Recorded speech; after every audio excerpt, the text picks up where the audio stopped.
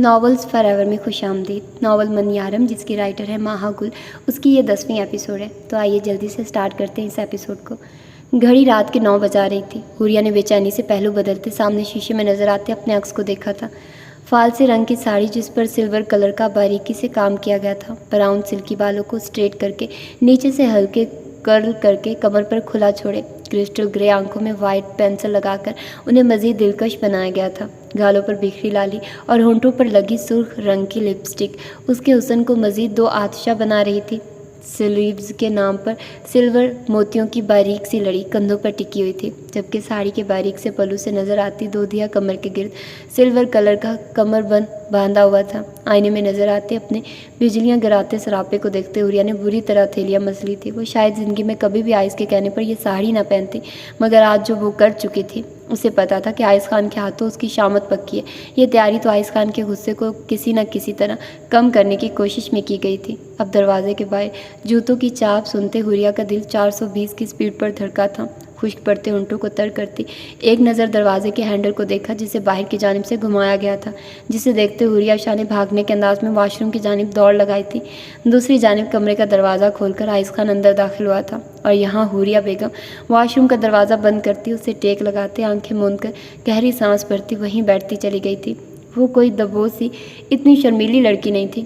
کبھی یہ وقت بھی تھا کہ وہ آئس خان کی آنکھوں میں آنکھیں ڈال کر نفرت کا اظہار بھی کر جاتی تھی، مگر اب جیسے دنیا بدل گئی تھی۔ اس شخص کی معنی خیز جذبے لٹاتی آنکھوں کے سامنے نظریں اٹھانا محال تھا۔ وہ تو حوریہ شاہ کی سادگی میں بھی اسے اس قدر معنی خیز اور گہری نظروں سے دیکھتا تھا کہ حوریہ کو آئس خان کی نظریں اپنے وجود کے آر پار ہوتی محسوس ہوتی تھی۔ مگر آج جو وہ تیاری کیے بیٹھی تھی، حوریہ کو یقین تھا کہ آئس خان کا دیکھنا ہی اس کی جان لے لے گا۔ آئس خان نے کمرے میں داخل ہوتے سخت نظروں سے حوریہ شاہ کو ڈھونڈا تھا، جو شام سے اس سے بچنے کی خاطر کشف بیگم کے کمرے سے نہیں نکلی تھی۔ عشاء کی اذان ہوئی تو داجی کے ساتھ وہ تینوں نماز پڑھنے کے لیے چلے گئے۔ پھر وہاں واپسی پر زرگام خان کے جاننے والے مل گئے تو انہیں مجبوراً رکنا پڑا۔ وہ شام سے اپنا غصہ ضبط کیے ہوئے تھا، جو کسی اور پر نہیں، حوریہ شاہ کی نازک جان پر ہی تو اترنا تھا۔ غصے سے مٹھیاں بھینچتے کمرے کے اطراف میں نظر دوڑائی تو نظریں بیڈ کی پائنتی کے قریب بکھری کانچ کی چوڑیوں سے ہوتی بیڈ کے آگے زمین پر پڑی سلور کلر کی ہیل پر گئی، جسے دیکھتے آئس خان نے گردن ترچھی کر کے واش روم کے بند دروازے کو دیکھا تھا۔ چہرے پر پاٹ تاثرات سجائے مضبوط قدم لیتا وہ ڈریسنگ ٹیبل کی جانب بڑھا، جہاں میک اپ کا سامان بے ترتیبی سے بکھرا پڑا تھا۔ اسٹریٹنر، کرلر، جیولری باکس کا پھیلاوا اوپر نیچے بکھرا ہوا تھا، جسے لب بھینچ کر نظر انداز کرتے آئس خان نے ڈرا کھولتے واش روم کی ڈپلیکیٹ چابی نکالی تھی۔ واش روم کی جانب بڑھتے آئس خان کے قدم ڈریسنگ ٹیبل کے قریب پڑے ڈیکوریشن پیس پر گئے، جس میں گلاب کے پھولوں کو خوبصورتی سے رکھا گیا تھا۔ غیر ارادی طور پر ہاتھ بڑھاتے وہ ان پھولوں کو نکال چکا تھا۔ آگے بڑھ کر چابی لگاتے وہ جھٹکے سے دروازہ کھول چکا تھا۔ حوریہ جو دروازے سے ٹیک لگا کر سنک کے سامنے کھڑی بری طرح لب چباتی واش روم کے بند دروازے کی جانب دیکھ رہی تھی کہ تبھی جھٹکے سے دروازہ کھلنے اور سامنے چہرے پر چٹانوں سی سختی سجائے کھڑے آئس خان کو دیکھتی اچھل کر 2 قدم پیچھے ہوئی تھی۔ حوریہ شاہ کو خونخوار نظروں سے دیکھتے آئس خان نے اندر قدم رکھتے اپنے پیچھے دروازہ بند کیا تھا۔ حوریہ کی جانب قدم بڑھاتے وہ ہاتھ میں تھامے گلاب کے پھولوں کو باتھ ٹب میں پھینک چکا تھا۔ حوریہ شاہ کے کپ کپاتے وجود اور نفی میں ہلتے سر کو دیکھتے آئس خان چیل سی تیزی سے اس کے سر پر پہنچا تھا۔ حوریہ شاہ کے قریب پہنچتے حوریہ کے دونوں بازو دبوچتے وہ جھٹکے سے اسے پیچھے دیوار سے لگا چکا تھا۔ سو یو لو ہم؟ حوریہ شاہ کے جان لیوا حسن اور تیاری کو سرے سے نظر انداز کرتا وہ اس کی دونوں کلائیاں اپنی آہنی گرفت میں لیتے سر کے اوپن پر پن کرتے گھرا کر کہتا حوریہ کو لرزنے پر مجبور کر گیا۔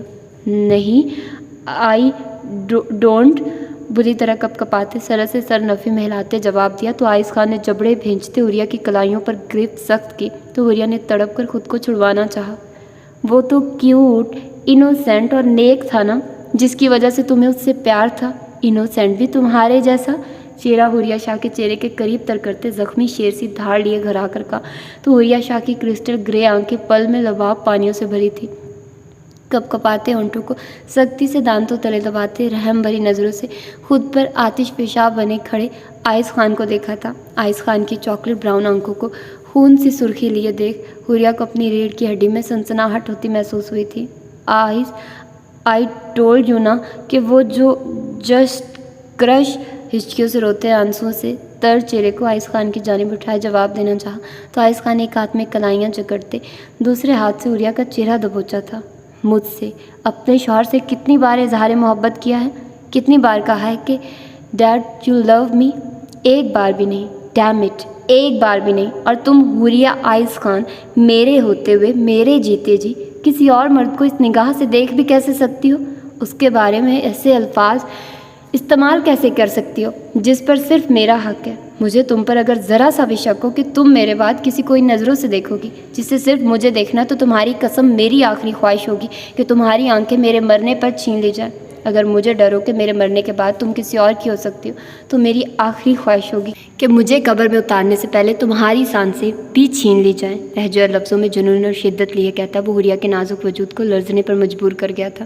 حوریہ شاہ نے سہمی نظروں سے آئز خان کو غصے کی وجہ سے تیز سانسیں بھرتے دیکھا تھا۔ نیلے کرتے کے کالر سے جھانکتی گردن کی پھولی رگیں دیکھ حوریہ نے نظریں جھکائی تھی۔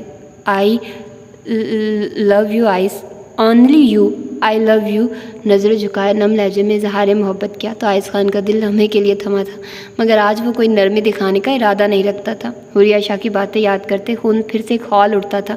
دل حسد کی آگ میں بری طرح جل رہا تھا۔ اس وقت ساری سوچیں اس قدر مفلوج پڑی تھی کہ وہ حوریہ شاہ کی اپنے لیے کی گئی تیاری کو بھی فراموش کر چکا تھا۔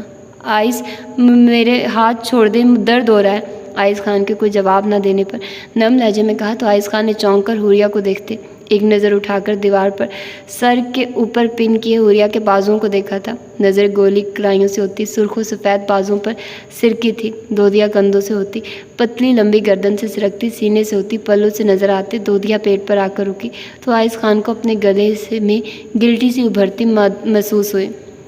نہ بیبی گرل، یہ درد تو آج ساری رات برداشت کرنا ہے۔ دائیں ہاتھ کو حوریہ کے پلو کے نیچے لے جاتے کمر بند پر انگلیاں پھیرتے پاٹ لہجے میں کہا تو حوریہ نے تڑپ کر آئز خان کے اثار سے نکلنا چاہا تھا۔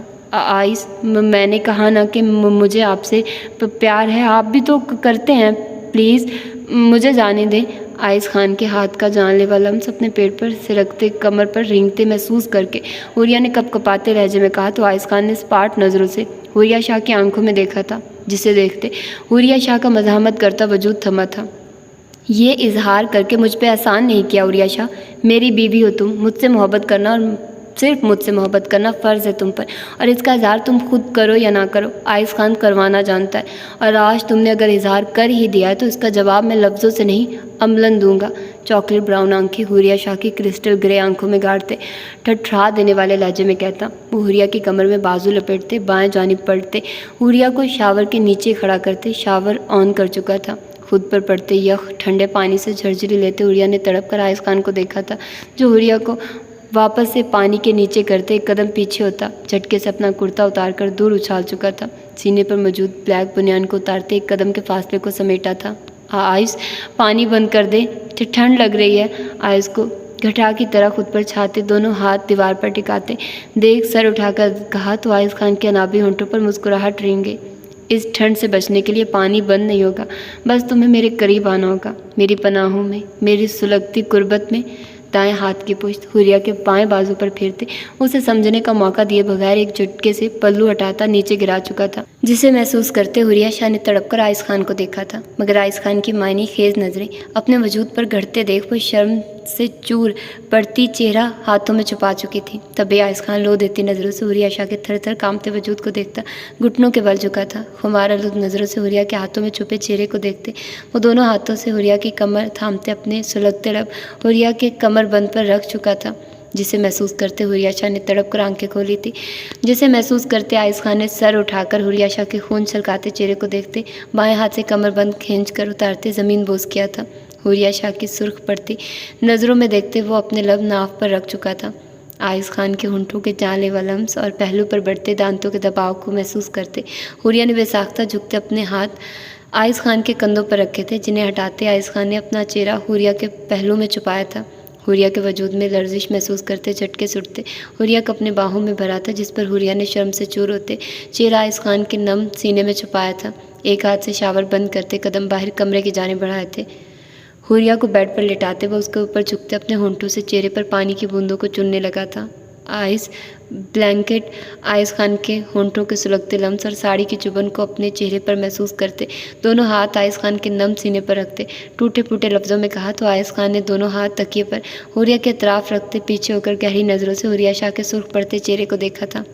इसकी ज़रूरत नहीं पड़ेगी, तुम्हें ढांपने के लिए मैं हूँ और आयस खान ही तुम्हारे लिए काफ़ी होना चाहिए। हुरिया की थोड़ी 2 उंगलियों से थामते चेहरा ऊपर करते संजीदा लहजे में कहा तो हुरिया शाह ने पलकों की बाढ़ उठाते आयस खान को देखा था।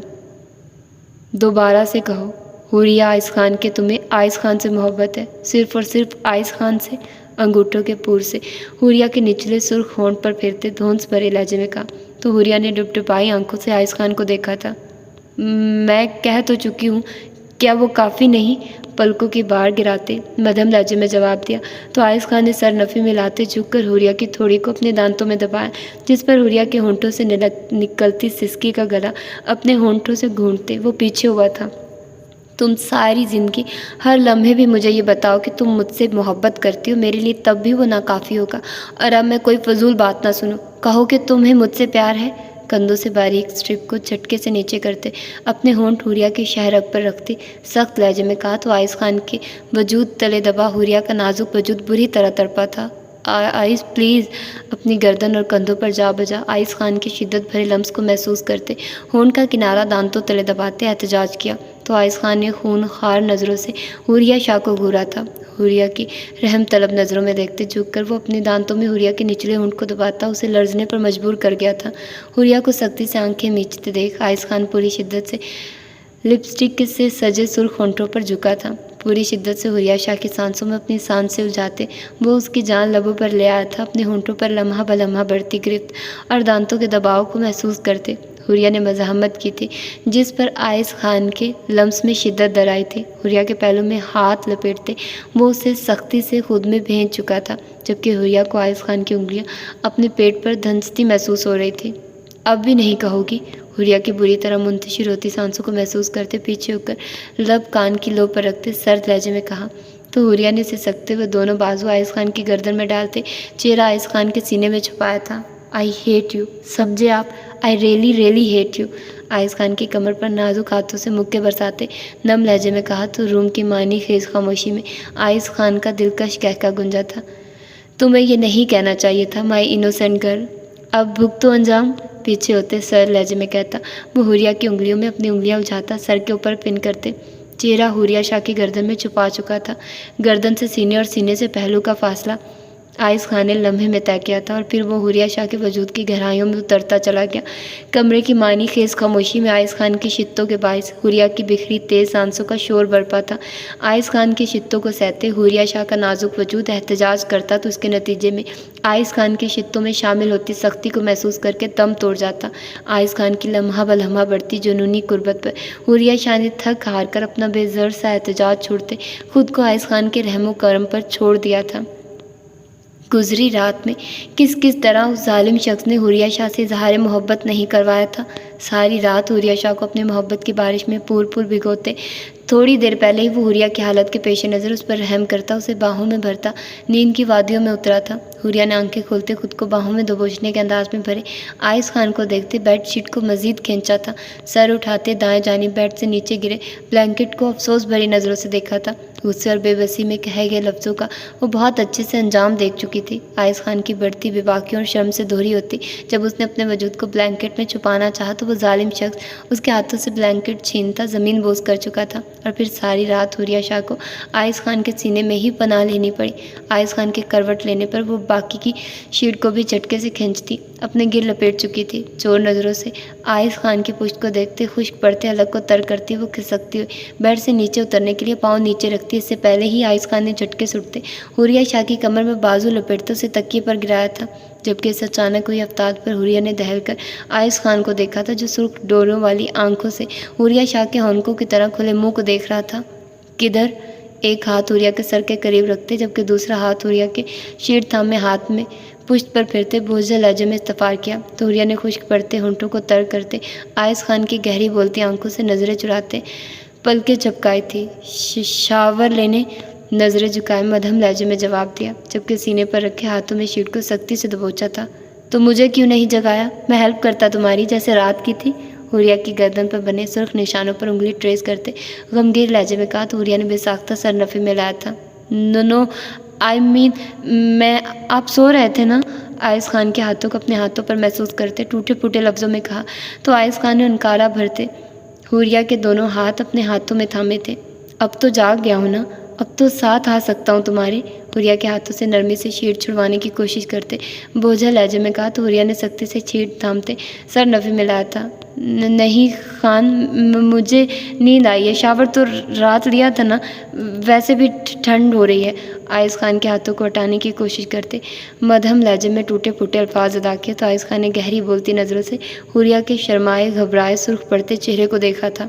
مجھ سے چھپا رہی ہو خود کو، جبکہ رات میں تمہارے پور پور کو چھو کر اپنے نام کر چکا ہوں، جس وجود کے پور پور پر آئز خان کے لمس کی مہر لگی ہے، تم اسے مجھ سے کیسے چھپانے کی کوشش کر سکتی ہو، جبکہ میں اسے حفظ کر چکا ہوں، اور ٹھنڈ تو واقعی ہو رہی ہے اور بلینکٹ تمہارے پاس ہے نہیں، تو پھر ٹھنڈ سے بچنے کا تو ایک ہی طریقہ ہے۔ حوریہ کی کمر میں بازو لپیٹتے جھٹکے سے کروٹ بدل کر اسے اپنے سینے پر لٹاتے خمار آلود لہجے میں کہا تو حوریہ کان کے لو سے گردن تک سرخ پڑتی چہرہ آئز خان کے سینے میں چھپا چکی تھی۔ پلیز آئز، ایسی باتیں مت کریں، ہتھیلی آئز خان کے ہونٹوں پر رکھتے سرگوشی نما لہجے میں کہا تو آئز خان نے مسکراتی نظروں سے حوریہ شاہ کے جھکے سر کو دیکھا تھا اور پھر دونوں ہاتھ حوریہ کے پہلو میں رکھتے جھٹکے سے شیٹ کھینچتے خود کو بھی اس میں لپیٹا تھا۔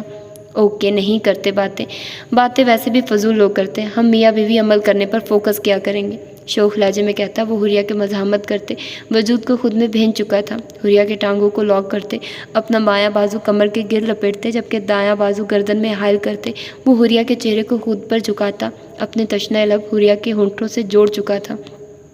قطرہ قطرہ حوریہ کی سانسوں کو خود میں اتارتا وہ ایک بار پھر اس نازک وجود کی نرمیوں میں بہکتا چلا گیا تھا، اور حوریہ جانتی تھی کہ مزاحمت رات بھر کی طرح فضول ہے، سو چپ چاپ آئز خان کی شدتوں کو سہتی وہ اس کے سینے میں چھپتی سکون سے آنکھیں موند چکی تھی۔ وہ تینوں اس وقت ڈیرے پر موجود تھے جبکہ سب ملازموں کو بلال شاہ نے چھٹی دے رکھی تھی آج، کیونکہ مرجان خان آج یہاں آنے والا تھا اور وہ نہیں چاہتے تھے کہ وہ کسی کی نظروں میں بھی آئے۔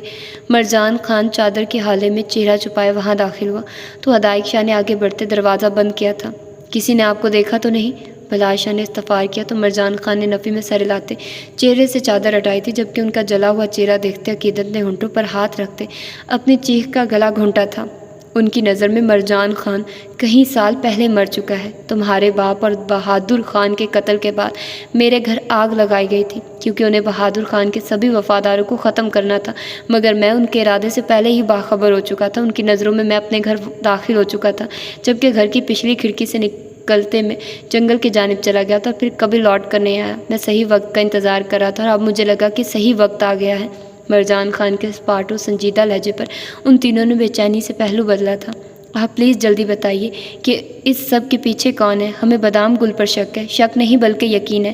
آپ بتائیے کہ کیا بس وہی ہے یا اور کوئی بھی اس سب کے پیچھے ہے؟ عقیدت نے بے چینی سے آگے بڑھتے استفسار کیا تو مرجان خان کے ہونٹوں پر بے بس سی مسکراہٹ رنگ گئی۔ جس پر اندھا یقین ہونا پتر، وہ آپ کو سچ میں ایک نہ ایک دن اندھا ثابت کر دیتا ہے۔ بادام گل اکیلا تو کبھی تھا ہی نہیں، اس کے ساتھ اس کی بہن مقدس شیر خان شامل تھی، اس کی غلطیوں میں، اس کے گناہوں میں، حتیٰ کہ اپنے شوہر کے قتل میں بھی۔ یہ سب جو کچھ بھی ہو چکا ہے یا ہونے والا ہے اس میں بادام گل کے ہر قدم پر وہ ساتھ ہے۔ کئی سال پہلے شوہر کو قتل کروایا اور اب وہ بدبخت عورت اپنے بیٹے کیا ان دونوں خاندانوں کی نسلیں ختم کرنے کا سوچے بیٹھی ہے۔ بادام گل نے باہر کے کسی بندے سے ہاتھ ملایا ہے، جتنا میں پتہ لگوا سکا ہوں اس حساب سے وہ انسان زرگام خان کا دشمن ہے، اس سے زیادہ میں کچھ نہیں جانتا۔ کئی سالوں سے یہ راز دل میں لیے پھر رہا ہوں، لگتا تھا موت بھی سکون کی نہیں آئے گی، آج یہ بوجھ اتر گیا تو اب موت بھی آ جائے گی، کوئی پرواہ نہیں۔ مرجان خان کے ہر لفظ پر ان تینوں نے بے یقینی سے ایک دوسرے کو دیکھا تھا جبکہ عقیدت لڑکھڑاتے قدم لیتی پیچھے ہوئی تھی، دیوار سے ٹیک لگا کر بیٹھتی چلی گئی۔ یہ لالا، وہ عورت کیسے اتنی شفاق ہو سکتی ہے؟ وہ میرے زرگام کو مارنا چاہتی ہے۔ مجھے وہ بری لگتی تھی، بہت بری، کیونکہ انہوں نے زرگام کو مجھ سے چھینا تھا۔ انہوں نے کہا تھا کہ وہ مجھے طلاق دے دے، اور جو میرے زرگام کو مجھ سے دور کرنے کی کوشش کرے گا یا کہے گا وہ شخص مجھے ساری زندگی برا ہی لگے گا، اور وہ لگتی تھی مجھے۔ وہ کیسے کہہ سکتی تھی کہ وہ مجھے طلاق دے دے؟ مگر اس کے باوجود بھی میں نے کبھی یہ نہیں سوچا تھا کہ وہ اس حد تک جا سکتی ہے۔ دائی نے بتایا، تب بھی میں یہی سمجھی کہ اس نے ماموں کی دوسری شادی کی وجہ سے ایسے کیا۔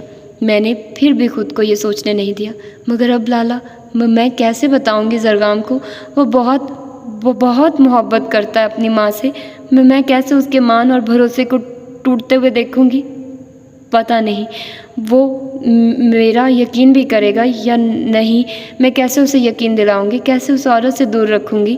ہاتھوں میں سر گرائے نم لہجے میں کہتی وہ حدائق شاہ کو بہت کچھ سوچنے پر مجبور کر گئی۔ عقیدت ادھر دیکھو، تمہارا لالا ہے نا، زرگام تمہیں کبھی غلط نہیں سمجھے گا۔ ہم جانتے ہیں وہ اس کی ماں ہے اور وہ بہت محبت کرتا ہے، لیکن ہم ایسے ہی منہ اٹھا کر اس کے سامنے جا کر اس کی ماں کو گناہ گار نہیں کہنے والے۔ سب سے پہلے ہمیں شادی کے لیے ان کی گئی سازش کو ناکام کرنا ہے، پھر ثبوتوں کے ساتھ زرگام خان کے سامنے جانا ہے اور مقدس بیگم کو اس حد تک مجبور کر دینا ہے کہ وہ اپنے جرم کا اعتراف اپنے منہ سے کرے، وہ بھی سب کے سامنے۔ اور یقین رکھو ہم زرگام خان کو ٹوٹنے نہیں دیں گے، ہمارے ہوتے بھلا ایسا ہو سکتا ہے۔ مت بھولو کہ وہ صرف میرا سالہ نہیں، بھائی بھی، اور کسی زمانے میں جگری یار بھی تھا اور اب بھی ہے۔ وہ عورت صرف ہماری گناہ گار ہوتی تو شاید ہم زرگام کی خاطر صبر کر لیتے، اس بات کو دلوں میں دفن کر کے انصاف خدا کی ذات پر چھوڑ دیتے، مگر وہ سب سے بڑی دشمن ہی اپنے بیٹے کی ہے، اور زرگام خان کو اس عورت کے شر سے بچانے کے لیے اس کی حقیقت سامنے لانا ضروری ہے۔ نرم لہجے میں کہتے سالہ والی بات شوخ لہجے میں کہتے عقیدت کی ناک دبائی تو عقیدت نے آنسو صاف کرتے گھور کر حدائق شاہ کو دیکھا تھا۔ ہاں ٹھیک کہہ رہا ہے حدائق، اور ابھی یہاں سے چلو، سب سے پہلے مرجان چاچا کو کسی محفوظ جگہ پہنچانا ہے تاکہ کوئی ان تک پہنچ نہ سکے، اور باقی کی پلاننگ ہم بعد میں کرتے ہیں۔ ویسے بھی کچھ دن بعد مہندی ہے تو ہمیں اس سے پہلے یہ سب کرنا ہوگا۔ بہرام شاہ کے کہنے پر ان تینوں نے سر اس بات میں لایا تو حدائق شاہ نے عقیدت کو اٹھاتے قدم دروازے کی جانب بڑھائے۔ مرجان خان کے دائیں جانب حدائق اور بائیں جانب بہرام شاہ نے باہر قدم رکھے، جبکہ ان کے پیچھے نکلتی عقیدت ٹھٹک کر رکی تھی۔ ہوا میں رچی جانی پہچانی خوشبو کو محسوس کرتے دل دھک سے رہ گیا۔ بے چینی سے اطراف میں نظریں گھمائی تھی کہ تبھی حدائق شاہ کے پکارنے پر وہ سر جھٹکتی آگے بڑھی تھی۔ یہ کیا بدتمیزی ہے بلاج؟ سمرین بیگم نے کمرے میں داخل ہوتے سخت لہجے میں کہا تو بلاج شاہ نے ناسمجھی سے انہیں دیکھا تھا۔ کیا ہوا اماں سائیں، کیا بدتمیزی کی ہے میں نے؟ اسٹڈی ٹیبل پر فائل رکھتے وہ ناسمجھی سے انہیں دیکھتا سامنے آ کر کھڑا ہوا تھا۔ ایک تو تم نے بنا بتائے نکاح کر لیا جس پر ہم صبر کے گھونٹ بھر کر رہ گئے، خاندان والوں کو 100 بہانے بنا کر سنانے پڑے، اور اب تم چاہتے کیا ہو؟ خود بھی شادی کے لیے ہر جوڑا سیا لیا اور بیوی کے لیے بھی، کیوں لوگوں میں اپنا اور اس کا تماشا بنوانا چاہتے ہو؟ دلہن کے لیے 3 دن کے جوڑے تو سہاگنوں والے لے آتے۔ مٹھیاں بھیجتے غصے سے چلاتی وہ بلاج شاہ کو سر جھکانے پر مجبور کر گئے، جبکہ صبغہ شاہ کی حرکت یاد کرتے بلاج شاہ نے سختی سے مٹھیاں اور جبڑے بھینچے تھے۔ اس پاگل لڑکی کا دماغ تو وہ بہت اچھے سے ٹھکانے لگانے کا ارادہ رکھتا تھا، لیکن سب سے پہلے اپنی ماں کا غصہ کم کرنا تھا۔ مجھے یہ رنگ پسند ہے اماں سائیں، اور میری بیوی یہ رنگ پہن کر مجھے اچھی لگنی چاہیے، لوگوں کی پرواہ نہیں مجھے، سنجیدہ لہجے میں جواب دیا تو سمرین بیگم نے گھور کر بلاج شاہ کو دیکھا تھا۔ کچھ سال پہلے تو تمہیں کوئی اور رنگ پسند تھا، اب پل میں تمہیں سیاہ رنگ اچھا لگنے لگا؟ ماتھے پر ہاتھ مارتے غصے سے کہا تو بلاج شاہ نے اپنی سرخ پڑتی آنکھوں کو جھکایا تھا۔ پسند کا کیا ہے اماں سائیں، بدلتی رہتی ہے، میری بھی چہرے کا رخ پھیرتے اسپاٹ لہجے میں جواب دیتے آخری بات ادھوری چھوڑتے جبڑے بھینچے تھے جس پر سمرین بیگم نے چونک کر بلاج شاہ کی پشت کو دیکھا تھا۔ آپ فکر مت کریں، آرڈر کر دیتا ہوں نئے جوڑے آپ کی بہو کے لیے، اور ابھی مجھے کچھ ضروری کام کرنا ہے، مجھے ڈسٹرب نہ کیا کر جائے۔ قدم اسٹڈی ٹیبل کی جانب بڑھاتے اسپاٹ لہجے میں کہا تو سمرین بیگم نے کچھ کہنے کے لیے لب واہ کیے تھے، مگر پھر خاموش ہوتی سمجھنے کے انداز میں سر ہلایا۔ ٹھیک ہے کر دو، اور میری بہو ہونے سے پہلے تمہاری بیوی ہے، کہو اپنی بیوی کے لیے کر دیتا ہوں۔ واپس پلٹتے مسکرا کر کہتی بلاج شاہ کو چونکنے پر مجبور کر کے وہ جو اپنی سوچوں میں ڈوب رہا تھا ان کی بات پر گردن ترچھی کرتے انہیں دروازہ بند کر کے باہر جاتے دیکھا تھا۔ جبکہ کچھ دن پہلے شاپنگ کرنے کے مناظر آنکھوں کے سامنے گھومے تو بلاج شاہ نے کرسی پر ڈھہنے کے انداز میں بیٹھے اپنا سر ہاتھوں میں گرایا تھا۔ وہ بہرام شاہ کو کسی بھی طرح کا شک نہیں ہونے دینا چاہتا تھا، اس لیے ضبط کے لاکھ پیرے بٹھاتے وہ حوریہ شاہ کو ایک نظر اٹھا کر نہ دیکھ سکا۔ بلاج شاہ اس کی موجودگی میں ایسے ہو گیا جیسے وہ وہاں تھی ہی نہیں، مگر جب آئس خان اس کا ہاتھ تھامتے اٹھا تھا تو بلاج شاہ کی نظریں بے ساختہ اس کی جانب اٹھی تھی۔ ایک لمحے کا کھیل تھا اور بلاج شاہ اسے ایک لمحے میں قید ہوتا ماضی میں گم ہوتا گیا تھا۔ وہ نظر میں رکھ کر نظر انداز کرنے والوں میں سے تھا، وہ ماضی کے سامنے کھڑا ہوتا خود کے ضبط کا امتحان لینے والوں میں سے تھا۔ لوگ سمجھتے تھے وہ آگے بڑھ گیا، اسے کچھ یاد نہیں، اور وہ ایسا اس لیے سمجھتے تھے کہ بلاج شاہ اپنے ہر عمل سے انہیں یہ سمجھنے پر مجبور کر دیتا تھا۔ مگر حقیقت کیا تھی صرف وہ جانتا تھا۔ اس کے دل میں آج بھی وہ پہلی محبت کی یادیں اس کی غلطی کے بوجھ تلے دفن تھی۔ بلاشا کو اپنے گناہ کے آگے اپنی محبت بہت چھوٹی لگتی تھی، اسی لیے وہ پیچھے ہٹ گیا تھا، اور وہ سمجھتے تھے کہ اسے ہٹانے والے وہ ہیں۔ اس کے دل نے محبوب کی چاہت کی بجائے اپنے گناہ کی معافی کو اہمیت دی تھی۔ وہ اسے حاصل کر بھی لیتا تو ساری عمر سر نہ اٹھا پاتا، شوہر ہونے کا حق یا مان نہ جتا پاتا، یا پھر وہ حوریہ شاہ کی آنکھوں میں اپنے لیے نفرت نہیں دیکھنا چاہتا تھا۔ اور وہ یہ بھی جانتا تھا کہ حوریہ چاہتی ہے کہ وہ صبغہ کو اپنا لے، اور پھر بلاشا نے یہی کیا تھا۔ وہ اس جنونی لڑکی کی محبت سے واقف تھا، ہر طریقے سے اسے دھتکار چکا تھا، کیونکہ جس آگ میں وہ جل رہا تھا وہ نہیں چاہتا تھا کہ وہ بھی جلے، اور پھر اس کا ضبط جواب دے گیا۔ وہ اسے اس کی ضد کی وجہ سے زندگی میں شامل کر چکا تھا۔ وہ بہت کوشش کرتا تھا کہ اب صبغہ کو تکلیف نہ دے، محبت نہیں دے سکتا تو ایسا سلوک بھی نہ کرے، مگر جب جب وہ سامنے آتی تھی تو بلاشا کو اپنا ماضی یاد آتا تھا۔ یہ بات دل میں آگ لگا دیتی تھی کہ یہ لڑکی بلاشا کی ناکام محبت سے واقف ہے، وہ بلاشا کی بے بسی سے واقف ہے، اور پھر خود پر لاکھ ضبط کرنے کے باوجود وہ اپنے سینے میں جلتی آگ میں اسے بھی لپیٹ لیتا تھا۔ وہ ماضی کی مار مرتا تھا تو صبغہ شاہ کو اپنے لفظوں کی مار مارتا تھا۔ دونوں مر رہے تھے، ایک محبت کھو دینے کے غم میں اور دوسرا محبت کو پانے کی کوشش میں۔ دونوں ایک جیسے تھے، ایک محبت کھو جانے کی آگ میں جل رہا تھا تو دوسرا محبت کو اپنے نام کر لینے کی آگ میں، اور دونوں ہی انجام میں سے بے خبر تھے، جبکہ قسمت دور کھڑی ان دونوں کی بے بسی کو خاموش نظروں سے دیکھتی مسکرا رہی تھی۔ تو فائنلی میرا جو PDF میرے پاس تھا منیارم کا، وہ کمپلیٹ ہو چکا ہے، اور اب میرے پاس اس کی کوئی ایپیسوڈ نہیں ہے۔ ہوپ سو کہ اس کی فیس بک پر ایپیسوڈز موجود ہوں، لیکن ابھی اس کو سٹارٹ کرنے کا میرا ارادہ نہیں ہے۔ میں دیکھوں گی، اگر ہوئی تو پھر میں سٹارٹ کروں گی، ٹھیک ہے۔ تو اب تک جتنی بھی آپ نے ایپیسوڈز سنی ہیں یہ ساری PDF میں تھی اور میں نے کمپلیٹ کر دی ہیں، اور آئندہ مجھے آپ لوگوں نے تنگ نہیں کرنا۔ میں آلریڈی بہت تنگ آ چکی ہوں، تو گرمی بہت زیادہ، ریکارڈنگ کرنے کے لیے مجھے پنکھا آن نہیں کرنا ہوتا کیونکہ آواز آتی ہے پنکھے کی، تو میں پنکھا بند کر دیتی ہوں، اور گرمی میں بیٹھ کر ریکارڈنگ کرنا اور ایک سائڈ پر جا کر ریکارڈنگ کرنا اور یونیورسٹی میں ایک ایسا ایریا ڈھونڈنا، یہ بہت مشکل کام ہے، آپ لوگ نہیں سمجھ سکتے۔ تو بس تھوڑا سا انڈرسٹینڈ کر لیا کریں کہ میرے لیے اب تھوڑا سا مشکل ہو گیا لانگ ایپیسوڈز پرووائڈ کرنا۔ پہلے کی بات اور تھی کہ پہلے تھوڑی سی ٹھنڈ ہوتی تھی، سردی ہوتی تھی، آپ کہیں بھی بیٹھ کر لیتے تھے، لیکن اب کسی بھی قید خانے میں آپ نہیں بیٹھ سکتے کہ گرمی حد سے زیادہ ہے، اور مجھے تو گرمی ہوتی بھی بہت زیادہ ہے۔ تو میں اس طرح سے وہ نہیں کر سکتی، اتنی زیادہ ریکارڈنگ نہیں کر سکتی ایک ساتھ، اور میں جتنی کر رہی ہوں، جتنی کوشش کر سکتی ہوں میں وہ کر رہی ہوں، اور ہوپ سو کہ آپ اس سے سیٹسفائیڈ ہوں گے۔ تو ملتے ہیں اب انشاءاللہ اس کی اگلی ایپیسوڈ میں، جو کبھی مجھے ملی تو میں آپ لوگوں کو پرووائڈ کروں گی۔ تو تب تک اپنا ڈھیر سارا خیال رکھیے گا، مجھے دعا میں یاد رکھیے گا۔ ٹل دین، اللہ حافظ۔ آج مہندی تھی، جس کے لیے خان حویلی اور شاہ حویلی کو دلہنوں کی طرح سجا دیا گیا تھا، جبکہ دونوں خاندان کے مرد حضرات کے لیے بہرام نے ڈیرے پر انتظامات کیے تھے۔ اس کا کہنا تھا کہ گاؤں کی عورتیں بھی آ جا رہی ہیں، حویلی تو مردان خانے کے دروازے بھی حویلی کے اندرونی حصے کی جانب کھول دینے چاہیے، اور مردوں کے لیے ڈیرا ٹھیک رہے گا، جس پر کسی کو کوئی اعتراض نہیں تھا۔ اور یہاں خان حویلی میں عقیدت اور حوریہ صبح سے گھن چکر بنی ہوئی تھی۔ وہ دونوں بلائی سی کبھی کچن میں ہوتی، کبھی باہر لان میں، اور کبھی مہمانوں کو دیکھ رہی ہوتی، جبکہ آنکھیں تو چاروں طرف اپنے سر پھرے خانوں کو ڈھونڈ رہی تھی جو کہ اتنے دنوں سے حویلی سے غائب تھے۔ پہلے تو حوریہ آئس خان کی معنی خیز نظروں سے بچ جانے پر کافی خوش تھی، مگر اب اتنے دن ہو گئے تھے اسے دیکھے ہوئے کہ دل بری طرح بے چین ہو رہا تھا۔ وہ اس دن صبح بن بتایا گیا تھا اور ابھی تک واپس نہیں آیا تھا، اور نہ کوئی رابطہ کیا تھا۔ حوریہ نے ہی دل کے ہاتھوں مجبور ہو کر کال کی تھی، جسے کاٹ کر آئس خان نے میسج کیا تھا کہ وہ مہندی والے دن آ جائے گا، جس کا حوریہ نے غصے میں جواب دینا ضروری نہیں سمجھا تھا۔ اور آج مہندی کا دن بھی آ گیا تھا، سب مہمان آ گئے تھے، اگر نہیں آئے تھے تو وہ دونوں نہیں آئے تھے۔ گولڈن رنگ کی بڑی تھال میں گلاب کے پھولوں کی پتیاں رکھ کر ان پر دیے رکھتے حوریہ نے تھکی سے سانس لیتے ایک نظر موبائل کی اسکرین کو دیکھا تھا، مگر وہاں کوئی میسج یا کال نہ دیکھ آنکھوں میں درائی نمی کو بامشکل پیچھے دھکیلا تھا۔ جبکہ کچن میں داخل ہوتی مبین بیگم نے خاموش نظروں سے حوریہ شاہ کے سوگوار حسن کو دیکھتے سر جھٹکا تھا۔ ان کا شادی میں شرکت کرنے کا کوئی ارادہ نہیں تھا، مگر آئس خان نے ان کے لیے ڈرائیور اور گارڈ بھیج دیے تھے اور مبین بیگم کو میسج کر کے حویلی آنے کا کہا تھا۔ نہ آنے کی صورت پر وہ ناراضگی کا کہہ کر انہیں مجبور کر چکا تھا۔ تم ابھی تک تیار نہیں ہوئی، جاؤ جا کر تیار ہو جاؤ، مہندی کی رسم شروع ہونے والی ہے اور پھر شاہ حویلی سے بھی وہ لوگ مہندی لے کر پہنچنے والے ہوں گے۔ مبین بیگم نے ڈپنے والے انداز میں کہا تو حوریہ نے حیرت سے انہیں دیکھا تھا، مگر کوئی جواب دیے بغیر مسکرا کر سر اسبات میں لاتی وہ تھال ملازموں کے حوالے کر چکی تھی۔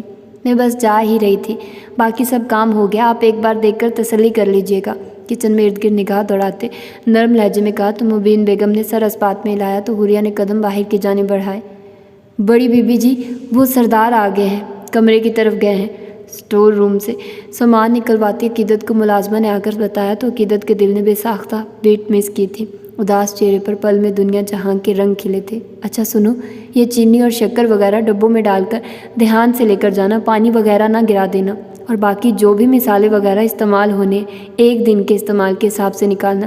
کچن میں پہلے جگہ نہیں تھی تو ایسے بکھرا بکھرا رہے گا، ضرورت کا سامان نکال کر لے جانا، اور جب کسی اور چیز کی ضرورت ہو تب رشیدہ کے ساتھ آ کر یہاں سے نکال لینا۔ چابی ملازمہ کے حوالے کرتے ہدایت دیتے ہوئے کہا اور ایک نظر سب سامان ڈب پر ڈال کر تسلی کرتے وہ جھٹکے سے پلٹتی تیز قدموں سے اپنے کمرے کی جانب بڑھی تھی۔ دروازے کے ہینڈل پر ہاتھ رکھتے گہری سانس لیتے خود پر قابو پایا تھا، تھک تھک کرتے دل کو بامشکل سنبھالتے دروازہ کھولتے عقیدت کمرے میں داخل ہوئی تو نظریں بیڈ کے بیچوں بیچ اوندھے منہ پاؤں زمین پر لٹکائے نیوی بلو سلوٹ زدہ شلوار کرتا پہنے زرغام خان کے وجود پر گئی تو دل نے بے ساختہ بیٹ مس کی تھی۔ دروازہ بند کرتے چھوٹے چھوٹے قدم لیتی وہ بیڈ کے دائیں جانب زرغام خان کے قدموں کے قریب آ کر بیٹھی تھی۔ کچھ پل خاموش نظروں سے زرغام خان کو دیکھتے، نظریں گھنے بالوں سے سرکتے زرغام خان کے دائیں ہاتھ پر رکی تھی۔ آگے کچھ سرکتے ہاتھ بڑھا کر زرغام خان کے ہاتھ کی رگوں پر انگلی پھیری تو زرغام خان کے وجود میں جنبش پیدا ہوئی۔ اتنے دن سے کہاں تھے خان؟ بیڈ پر دھرے زرغام خان کے ہاتھ پر اپنا ہاتھ رکھتے انگلیوں میں انگلیاں الجھاتے سخت لہجے میں استفسار کیا، مگر لاکھ ضبط کرتے بھی وہ اپنے لہجے میں گھلتی نمی کو محسوس کر کے عقیدت نے سختی سے ہونٹ بھینچے تھے۔ بے سکونی میں کمرے کی خاموش فضا میں زرغام خان کی نیند میں ڈوبی آواز گونجی تو عقیدت نے آگے بڑھتے اپنا سر زرغام خان کی پشت سے ٹکایا تھا اور اب ہونٹ کا کنارہ دانتوں تلے دبائے سرگوشی نما لہجے میں کہا، جبکہ کمرے میں پھیلی خاموشی میں گھڑی کے ٹک ٹک کی آواز عقیدت شاہ کو بری طرح چبھنے لگی۔ وجود کا پور زرغام خان جواب کے لیے بے چین ہوا تھا۔ سکون میں، زندگی کے بہت قریب، ٹھہرے لہجے میں جواب دیتے بائیں ہاتھ کو پیچھے لے جا کر عقیدت کی کمر پر رکھتے نرمی سے کروٹ بدلی، ہاتھ بڑھا کر تکیہ سر کے نیچے کرتے سمندر سی نیلی آنکھوں میں نرمی لیے خود پر جھکی عقیدت شاہ کو دیکھتے دایاں ہاتھ بڑھا کر نرمی سے گال کو چھوا تھا۔ کاٹن کے سادہ پرنٹڈ سوٹ پہنے، بالوں کا رف چوڑا بنائے، چہرے پر لائٹ میک اپ کیے اور سبز نگینوں جیسی آنکھوں میں شکوے لیے وہ زرغام خان کو اپنی روح میں اترتی محسوس ہوئی تھی۔ انابی ہونٹوں پر آسودہ مسکراہٹ سجائے گال پر دھرے ہاتھ کو سرکاتے عقیدت کے بالوں کو کان کے پیچھے اڑسا تھا۔ خان، تم ٹھیک ہو؟ زرغام خان کی گہری نیلی آنکھوں میں جھانکتے نرم لہجے میں استفسار کیا تو زرغام خان نے مسکرا کر سر اسبات میں ہلایا۔ بالکل ٹھیک نہیں بھی تھا تو اب ہوں۔ زرغام خان کے جواب پر عقیدت نے خاموش نظروں سے اسے دیکھا تھا، پھر گہری سانس لیتے وہ اٹھ کر بیٹھی تھی۔ اگر ٹھیک ہو اور بالکل ٹھیک ہو تو یہ بھی یاد ہوگا کہ آج گھر پر مہندی ہے۔ آپ جناب اتنے دن بعد گھر تشریف لے ہی آئے ہیں تو اب کمرے سے نکلنے کی زحمت کر کے انتظامات دیکھ لیں، انتظامات کے ساتھ اپنے بیٹے کو بھی دیکھ لیں جو اپنے لالا کی حویلی نہ آنے کی وجہ سے منہ پھلائے ڈیرے پر بیٹھا ہوا ہے اور تیار ہونے سے بھی منع کر چکا ہے۔ اس وقت وہ زرغام سے اس رات کے حوالے سے کوئی سوال نہیں کرنا چاہتی تھی۔ وہ جانتی تھی کہ اس دن وہاں زرغام ہی تھا، مگر وہ یہ بھی جانتی تھی کہ وہ سب سننے کے بعد وہ کس تکلیف سے گزرا ہوگا، کس حیثیت سے گزرا ہوگا کہ اپنی تکلیف کو چھپانے کی خاطر وہ اتنے دن سے حویلی نہیں آیا تھا، اور اب وہ کوئی بھی اس طرح کی بات نہیں کرنا چاہتی تھی جس سے اس کے خان کو کوئی تکلیف ہو۔ اسی لیے وہ ان باتوں کو نظر انداز کرتی زرغام خان کو گھورتے ہوئے ارمغان خان کے بارے میں بتانے لگی تو کمرے کی فضا میں زرغام خان کا دلکش مدھم کہکا گونجا تھا۔ تو بیٹے کی ماں بھی تو یہاں موجود تھی نا؟ ایک بیٹا نہیں سنبھال سکتی عقیدت زرغام خان؟ جب اتنے چھوٹے چھوٹے بیٹوں کو سنبھالنا پڑے گا تو وہ کیا بنے گا؟ دونوں ہاتھ گھنے بالوں میں پھرتے اٹھ کر بیٹھتے شوخ لہجے میں کہا تو عقیدت نے گھور کر زرغام خان کو دیکھا تھا۔ میرا دماغ پہلے ہی بہت خراب ہے زرغام، فی الحال چھیڑو مت مجھے، اٹھ کر تیار ہو جاؤ اور جا کر اسے بھی مناؤ۔ تان کچکچا کر کہتے وہ ابھی بیڈ سے نیچے اترتی کہ زرغام خان نے ہاتھ بڑھاتے عقیدت کے بائیں بازو کو تھامتے خود کی طرف جھٹکا دیا کہ وہ بری طرح زرغام خان کے سینے سے ٹکرائی تھی۔ تمہارا دماغ خراب ہے اور میری نیت، اور رہی بات چھیڑنے کی تو اس کا تو خان کے پاس پورا حق ہے کہ وہ جب چاہے جیسے مرضی چھیڑ سکے، لیکن فی الحال تم ایسے قریب آ کر مجھے مت چھیڑو ورنہ بہت کچھ خراب ہو سکتا ہے۔ دایاں ہاتھ عقیدت کے سر کے پیچھے رکھتے، بوجھل لہجے میں سرگوشی کرتے، ناک کو گال سے ٹریس کرتے، گردن میں چہرہ چھپاتے، گہری سانس بھر کر عقیدت کے وجود سے اٹھتی خوشبو کو اپنی سانسوں میں اتارا تھا، جبکہ زرگام خان کے پل میں شوخہ ہونے پر عقیدت نے گلابی پڑتے گھور کر زرگام خان کے جھکے سر کو دیکھا تھا۔ اف، کیا عجیب پیس ہے میرے والا، مجھے پاگل کر کے چھوڑے گا۔ سمجھ نہیں آ رہی دل کے اداسی پر اس سے پیار جتاؤں یا اس بلا وجہ کے شوخے پن پر منہ توڑ دوں۔ خود پر جھکے زرگام خان کو دیکھتے دل ہی دل میں کہتے، آنکھیں میچ کر خود پر ضبط کیا تھا، زرگام تم ہٹو گے یا میں تمہاری حالت خراب کروں؟ اچھا لگے گا کہ تم شادی پر اپنا سوجا ہوا چہرہ چھپاتے پھرو۔ دونوں کندھوں سے تھام کر زرگام خان کو پیچھے کرنے کی کوشش کرتے ہوئے ایک ایک لفظ چبا کر کہا تو زرگام خان نے گردن سے چہرہ نکالتے گھور کر عقیدت کو دیکھا تھا، پھر سر جھٹکتے پیچھے ہوتے بیڈ سے اترا تو عقیدت نے بھی نیچے اتر کر قدم کبڈ کی جانب بڑھائے، زرگام خان کے پہننے کے لیے کپڑے نکال کر بیڈ پر رکھے۔ میں نے تمہیں بہت مس کیا زرگام کی جان، بازو سے تھام کر رخ اپنی جانب کرتے لہجے میں سنجیدگی لیے کہا تو عقیدت نے خاموش نظروں سے زرگام خان کو دیکھا تھا۔ اچھی بات ہے کہ تم نے مس کیا، لیکن میری ایک بات کان کھول کر سن لو خان، میں تمہیں مس نہیں کرنا چاہتی، مجھ سے نہیں ہوتا۔ میرے لیے تمہارے بغیر ایک لمحہ بھی گزارنا بہت تکلیف دہ، مجھے آئندہ کبھی بھی انتظار کی اذیت سے نہ گزارنا، میں اس اذیت کو برداشت نہیں کر سکتی زرگام، مجھے تم اپنے پاس چاہیے ہو، ہمیشہ۔ آئندہ اگر تم مجھے ایسے چھوڑ کر گئے تو یاد رکھنا عقیدت زرگام خانوں میں بہت برا بدلہ لوں گی تم سے۔ انگلی اٹھائے سخت لہجے میں تنبیہ کیا تو زرگام خان نے خاموش نظروں سے دیکھتے سر کو اثبات میں ہلایا تھا، پھر 2 قدم کے فاصلے کو سمیٹتے نرمی سے عقیدت کے ماتھے کو چھوا تھا۔ میری جان نہیں جاؤں گا، نرم لہجے میں کہتے باہوں میں سمیٹا تھا کہ اپنی گردن پر دانتوں کے سخت دباؤ کو محسوس کرتے زرگام خان نے سختی سے ہونٹ بھینچے تھے۔ اب مجھے سب ٹھیک لگ رہا ہے میرا سکون، اب تم فریش ہو سکتے ہو۔ پیچھے ہوتے زرگام خان کی گردن پر دانتوں کے نشان پر انگلی پھیرتے مسکرا کر کہا تو زرگام خان نے نفی میں سر ہلاتے قدم واش روم کی جانب بڑھائے تھے۔ چہرے پر سر تاثرات سجائے وہ شاہ حویلی کے دائیں جانب بنے حصے کی طرف آیا تھا، جہاں اس وقت صبغہ اور ندا بیگم رہائش پذیر تھی۔ جس قدر شاہ حویلی میں اس وقت گہما گہمی تھی، اس قدر ہی حویلی کے اس حصے میں سکوت طاری تھا۔ بھلا شاہ کو یہ خاموشی بری طرح چبھی تھی۔ عجیب پاگل لڑکی ہے، پہلے شادی کے لیے مرے جا رہی تھی اور اب شادی ہو رہی ہے تو بیگم صاحبہ کے مزاج ہی نہیں مل رہے۔ ارد گرد نگاہ دوڑاتے بڑبڑا کر کہتے گردن ترچھی کرتے ملازموں کو سامان رکھنے کا اشارہ کیا۔ کیا عجیب انسان تھا نا، کس قدر انجان بن رہا تھا، سب کچھ تو جانتا تھا کہ شادی کے لیے نہیں، جس شخص سے شادی ہونی تھی اس شخص کے لیے مری جا رہی تھی وہ، اپنے رویے سے اب وہ اسے مار ہی تو رہا تھا۔ دل کی آواز کو بری طرح نظر انداز کرتے وہ تیز قدموں سے صبغہ شاہ کے کمرے کی جانب بڑھا تھا۔ سمرین شاہ کے بار بار کہنے پر مجبور ہوتا وہ صبغہ کے لیے اب نئی شاپنگ کر چکا تھا، اور آج صبح ہی اسے پتہ چلا تھا کہ صبغہ نے مہندی کی رسم میں شامل ہونے سے منع کر دیا ہے۔ ندا بیگم کا کہنا تھا کہ وہ اپنے بابا کو یاد کر کے اداس ہے، اسی وجہ سے انہوں نے ضد نہیں کی۔ جو سامان وہ ملازموں کے ہاتھ بھیجنے کا ارادہ کرتا تھا، صبغہ کے انکار کو سنتا وہ خود دینے آ گیا تھا۔ وہ پہلے ہی تپا ہوا تھا، صبغہ کی یہ حرکت اسے مزید غصہ دلا چکی تھی۔ کمرے کے قریب پہنچتے بے ساختہ ہی قدم رکے تھے۔ یہ شاید زندگی میں پہلی ہی بار تھا کہ وہ صبغہ شاہ کے کمرے میں جانے لگا تھا۔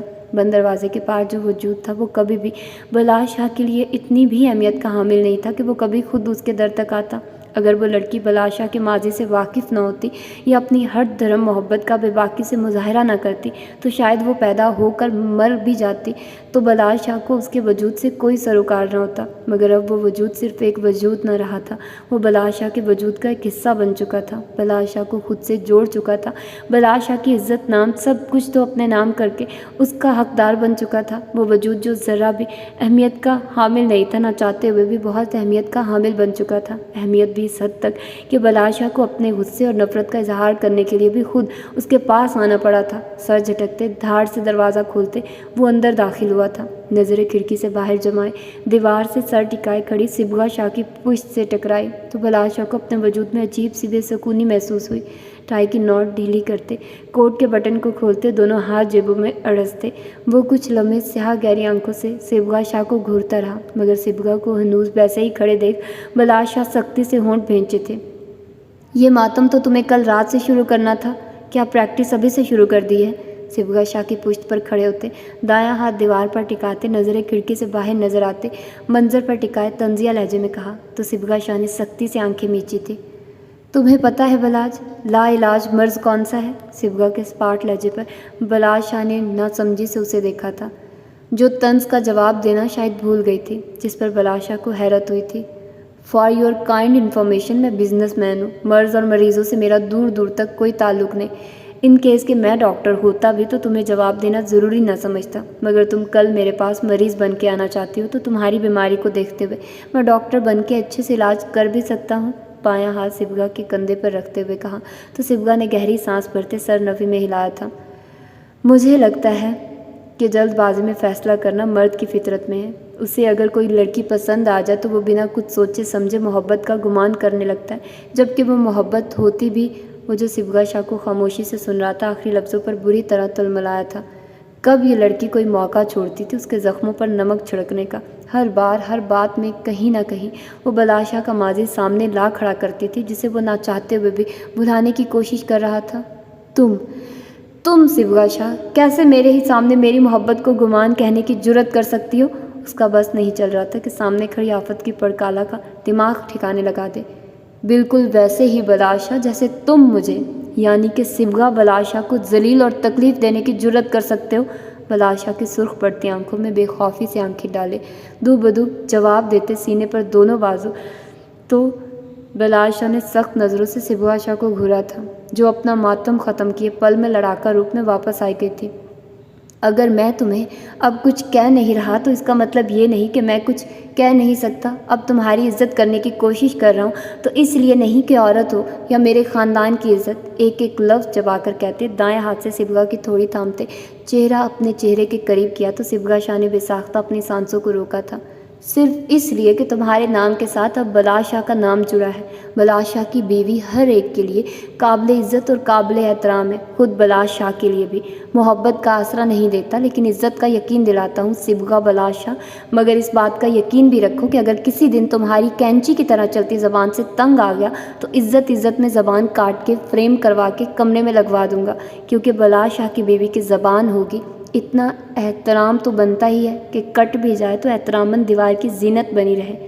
وہ جو بلا شاہ کے ہونٹوں سے ادا ہوتے ایک ایک لفظ کو دل میں اترتا محسوس کر رہی تھی، آخر میں بری طرح تلملائی تھی۔ میرا دماغ خراب تھا بلا شاہ جو تم سے محبت کر بیٹھی۔ بلا شاہ کے سینے پر مکے برساتے دانت کچکچا کر کہا تو بلا شاہ نے سنجیدہ نظروں سے صبغہ شاہ کو دیکھا تھا۔ دل نہ جانے کیوں بے چین ہوا تھا، ایک لمحے کو سانس لینا مشکل ہوا، مگر وہ خود کو سنبھال چکا تھا۔ تمہاری محبت دماغ کا مسئلہ ہوگی صبغہ شاہ، میرا دل کا معاملہ تھا، اور دل پر کب کسی کا اختیار ہوا ہے؟ میرا تجربہ کہتا ہے لوگ بہت ناشکرے ہوتے ہیں، پہلے رب سے دعائیں کرتے ہیں کہ یہ چیز ہمیں مل جائے، خاص کر تمہارے جیسے، ہمیں محبت مل جائے، چاہے وہ محبت کرے نہ کرے اس کا ساتھ کافی ہوگا، مگر جب ساتھ مل جاتا ہے تب تم لوگوں کی خواہشات کی حدود بڑھنے لگ جاتی ہے، پھر ساتھ ناکافی ہو جاتا ہے، پھر محبت بھی چاہیے ہوتی اور پرواہ بھی۔ بھلا محبوب سے محبت یا پرواہ کا مطالبہ کیا جاتا ہے، وہ محبوب ہی کیا جو ظالم نہ ہو، جو بے پرواہ نہ ہو۔ تمہیں مل گیا ہوں تو اس پہ راضی ہو جاؤ نا، میرا ملنا ہی تو تم دعاؤں میں مانگتی رہی ہو۔ اور مجھے دیکھو صبغہ شاہ، کچھ لوگ بلا شاہ جیسے بھی ہوتے ہیں جنہیں ملنا تو دور ملنے کی دعا کرنے کا بھی اختیار حاصل نہیں ہوتا۔ اپنے بائیں جانب سے گزرتی صبغہ شاہ کی کلائی تھامتے نظریں کھڑکی سے باہر آتے آسمان پر ٹکائے، جہاں اس وقت ڈوبتے سورج کی سرخی پھیلتی جا رہی تھی۔ کھوئی کھوئی لہجے میں کہتے وہ صبغہ شاہ کا دل بری طرح دھڑکا گیا تھا، بھوری شہد رنگ آنکھیں پل میں نم ہوئی تھی۔ اب دعا مانگو تو مکمل مانگنا، جو تمہیں تمہاری محبت دے سکتا ہے وہ کیا اس کے دل میں تمہارے لیے محبت نہیں پیدا کر سکتا؟ کلائی پر دباؤ بڑھا کر چھوڑتے وہ چند قدم پیچھے ہوا تھا، گردن ترچھی کر کے صبغہ شاہ کی نم آنکھوں میں دیکھتے خاموشی سے پڑھتے وہ لمبے لمبے ڈنگ بھرتا وہاں سے نکلتا چلا گیا تھا، جبکہ صبغہ شاہ دیوار سے پشت ٹکاتے زمین پر بیٹھتی چلی گئی تھی۔ وہ بلا شاہ کے سامنے چیختی چلاتی تھی، وہ چاہتی تھی کہ وہ اپنے دل سے یہ بات نکال پھینکے کہ اسے کبھی محبت ہوئی تھی، وہ اپنی غلطی پر شرمندہ ہو، مگر اس طرح بھی نہ کہ محبت کو خود پر حرام ہی کر لے۔ مگر اس نے یہ تو کبھی نہیں چاہا کہ بلا شاہ کمزور پڑے۔ وہ چاہتی تھی کہ وہ صبغہ شاہ کی محبت کا اعتراف کر لے، مان لے کہ وہ جانتا ہے کہ اس دنیا میں ایک لڑکی ہے جو صرف بلا شاہ سے محبت کرتی ہے، جس کی سانسیں صرف بلا شاہ کے سینے میں دھڑکتے دل کی توسط سے چلتی ہیں۔ ہاں صحیح تو کہہ کر گیا تھا، اس نے کب مانگی تھی اس کی محبت؟ اسے تو صرف بلا شاہ چاہیے تھا، اپنی محبت، اپنا محبوب۔ یہی چاہا تھا کہ وہ اپنی محبت بھول جائے۔ یہ کب مانگا تھا کہ وہ بھی محبت کرے اس سے؟ مجھے اپنے شوہر کی محبت چاہیے اللہ، مجھے اس کی آنکھوں میں صرف اور صرف اپنا عکس چاہیے، مجھے بلا شاہ کی محبت و عزت بھرا ساتھ چاہیے۔ آنسو موتیوں کی مانند آنکھوں سے بہتے جا رہے تھے۔ سرگوشی نما آواز میں تکلیف کی کرچیاں لیے دعا کرتے سر پیچھے دیوار سے ٹکایا تھا، اور وہ جو نہ جانے کیا کیا طے کر کے آیا تھا، پتہ نہیں وہ سب کیسے کہہ چکا تھا۔ وہ اس سب کا تو کبھی ارادہ نہیں رکھتا تھا۔ آج بلا شاہ کو اپنا دل خود سے بغاوت کرتا محسوس ہوا تھا۔ دل پر تو کسی کا اختیار نہیں ہوتا نا، چاہے وہ پھر بلا شاہ ہی کیوں نہ ہو۔ تیز رفتار سے گاڑی کو چلاتے وہ اپنے الفاظوں کو یاد کرتا بری طرح تلملا رہا تھا۔ اسٹیئرنگ پر زور سے مکے برساتے بلا شاہ کا بس نہیں چل رہا تھا کہ صبغہ شاہ کی زبان سے پہلے اپنی زبان کاٹ پھینکے، جو اس وقت آفت کی پڑکالہ کے آگے پتہ نہیں کون کون سی گل افشانیاں کرائی تھی، جنہیں صبغہ شاہ مرتے دم تک نہیں بھولے گی۔ اگر ان کی شادی شدہ زندگی ہنسی خوشی بسر ہو بھی گئی، جو کہ صبغہ شاہ کی فراٹے بھرتی زبان کے ساتھ تو ناممکن ہی تھا، مگر پھر بھی تو بلا شاہ کو یقین ہے کہ ہر لڑائی میں وہ انہی باتوں کا حوالہ پیش کر کے بلا شاہ کا منہ بند کرنے کی کوشش کیا کرے گی۔ ابھی تو شاید وہ صدمے میں ان باتوں پر عمل کرتے بلا شاہ کی ایک دو دن عزت کر بھی لے، مگر اس صدمے سے نکلتے ہی وہ جانتا تھا کہ صبغہ شاہ کیسے اس عزت کی دہی کرے گی، اور اس دہی میں بلا شاہ کی عزت کی چٹنی بنا کر، رائتہ بنا کر ساری زندگی اسے ہی پیش کرے گی۔ بلا شاہ کا بس نہیں چل رہا تھا کہ خود کے بال نوچ ڈالے۔ یار چھوٹے خان، اب مان بھی جاؤ، زرگام نے منہ پھلائے بیٹھے ارمغان خان کے کندھے پر ہاتھ رکھتے ہوئے کہا تو ارمغان خان نے شکوہ کناں نظروں سے زرگام خان کو دیکھا تھا۔ ایک دن لالا، ایک دن بھی مجھے دلہوں والی فیلنگ نہیں آئی۔ داجی نے ایک دن بھی اس بات کا احساس نہیں کیا کہ میں ان کا چھوٹا لاڈلا پوتا ہوں، جس کی کچھ دنوں میں شادی ہے۔ اب اسے کام نہیں کرنے چاہیے، کام نہ کرنے دینا تو دور، داجی نے تو جیسے سارے کام میرے لیے ہی رکھ چھوڑے تھے۔ حویلی سے لے کر ڈیرے تک، زمینوں کے مسئلے سے لے کر پنچایت تک، ملازمین کی تنخواہوں کے حساب سے لے کر شادی میں ہونے والے حسابات کے سارے کام داجی نے میرے کھاتے میں لکھ دیے تھے کہ تو ارمغان خان ہی کرے گا۔ کسائی، دھوبی، کسان، ڈرائیور، نیز یہ کہ کام والے کی فیلنگ آ رہی تھی، اگر نہیں آ رہی تو دلہے کی فیلنگ نہیں آ رہی۔ ہاتھ میں تھامے رجسٹر کو میز پر لٹکتے جلے دل کے ساتھ کہا تو زرگام خان نے بامشکل اپنی مسکراہٹ کا گلا گھونٹا۔ یار چھوٹے خان، یہ کام کرنے والے کی فیلنگ نہیں، ایک شوہر بننے کی پریکٹس کروائی ہے داجی نے۔ اتنے دنوں میں لاکھ چاہنے کے باوجود بھی تم داجی کو کسی بات پر انکار کر سکے ہو، یہ کہہ کر کہ تم ہونے والے دلہے ہو۔ ارمغان خان کے قریب صوفے پر بیٹھ کر بایاں بازو ارمغان خان کے کندھے کے گرد لپیٹتے نرم لہجے میں استفار کیا تو ارمغان خان نے گردن ترچھی کرتے ہیزل ہنی آنکھوں میں معصومیت لیے سر انکار میں ہلایا تھا۔ ہاں تو بس یہ ایک شوہر بننے کی پریکٹس ہے، شادی کے بعد تم لاکھ چاہ کر بھی اپنی بیوی کو انکار نہیں کر سکو گے، یہ کہہ کر تو بالکل نہیں کہ تم اس کے شوہر ہو، کیونکہ جب تم یہ کہو گے کہ تم شوہر ہو تو وہ تمہیں بیوی بن کے بتائے گی، اور جب بیوی بن کر دکھاتی ہے تو ہم جیسے شوہر اکثر کمروں سے کیا حویلی سے بھی باہر پائے جاتے ہیں۔ سمجھانے والے انداز میں کہتے چھوٹے خان کی کمر تھپ تھپا کر میز پر پڑا رجسٹر اپنی طرف کھسکایا۔ تو مطلب لالا، آپ کو اتنے دن سے عقیدت لالی نے حویلی سے نکالا ہوا تھا؟ پرسوچ نظریں زرگام خان کے رجسٹر پر چلتے ہاتھ پر ٹکائے سرگوشی نما لہجے میں اس طرح کہا کہ کوئی اور اس راز کو سن نہ لے کہ اس کا لالا اتنے اپنی بیوی کے ہاتھوں گھر سے نکالا گیا تھا، جبکہ ارمغان خان کی بات پر زرگام خان کا دماغ بھگ سے اڑا تھا۔ وہ اسے کیا سمجھا رہا تھا اور چھوٹا خان کیا سمجھ رہا تھا؟ پہلے تو نہیں، اگر اب یہ بات زرگام خان کی بیوی سن لیتی تو یقیناً وہ حویلی کیا گاؤں سے بھی نکال باہر کیا جاتا، لیکن یہاں بیوی نہیں تھی۔ خود کو سنبھالتے زرگام خان نے چور نگاہ ارد گرد دوڑائی۔ اب لاڈلے بھائی کی ناراضگی پوری طرح ختم کرنے کا موقع ملا تھا تو وہ کیسے جانے دیتا، اسی لیے گلا خنخارتے وہ پیچھے کو ہوا تھا۔ نیلی گہری آنکھوں سے ارمغان خان کے سرخ و سفید چہرے کو دیکھا تھا۔ دیکھو، یہ بات صرف ہم دونوں میں رہے گی، انگلی اٹھائے رازدارانہ لہجے میں کہا تو ارمغان خان نے سمجھنے کے انداز میں سر ہلایا تھا، جسے دیکھتے زرگام خان نے ہنسی ضبط کرتے رجسٹر پر سر جھکایا تھا۔ حساب دیکھتے زرگام خان نے خاموش محسوس کرتی گردن ترچھی کرتے ارمغان خان کو دیکھا تو جو قالین پر نظریں جمائے ہوئے تھا۔ کیا سوچ رہا میرا چھوٹا خان؟ لالا یار، وہ اتنی پیاری ہے نا کہ میرا دل چاہتا ہے کہ وہ جیسے ہی میری ہو میں اسے چھپا کر رکھ لوں۔ چھپا کے بعد میں رکھنا، پہلے اپنے جذبات پر قابو رکھے چھوٹے خان، وہ جو اپنی دھن میں بتا رہا تھا۔ اپنی پشت سے آئس خان کی آواز سنتا حیرت و خوشی کی ملی جلی کیفیت لیے جھٹکے سے اٹھتا پلٹا تھا۔ آج تو لگتا ہے میرے دونوں لالا کو مجھ معصوم پر ترس آ گیا ہے، آئس خان کے گلے لگتے شکوہ کناں لہجے میں کہا تو آئس خان نے مسکراتے زور سے چھوٹے کو بھینچا تھا۔ ترس نہیں، بس چھوٹے خان سے دور ہی نہیں رہا جاتا، تمہاری یاد کھینچ لائی ہمیں، زرگام خان کے گلے لگتے چھوٹے خان کو جواب دیا تو ارمغان خان نے سمجھنے کے انداز میں سر ہلایا تھا۔ ویسے لالا برا مت مانیے گا، ایک بات کہوں؟ پرسوچ نظریں آئس خان پر ٹکاتے ہوئے کہا تو آئس خان نے الجھ کر ارمغان خان کو دیکھا جو اس وقت بالکل سنجیدہ دکھائی دے رہا تھا۔ وہ آپ کو نہیں لگتا کہ یہ دور نہیں رہا جاتا، یا پھر یاد کھینچ لائی؟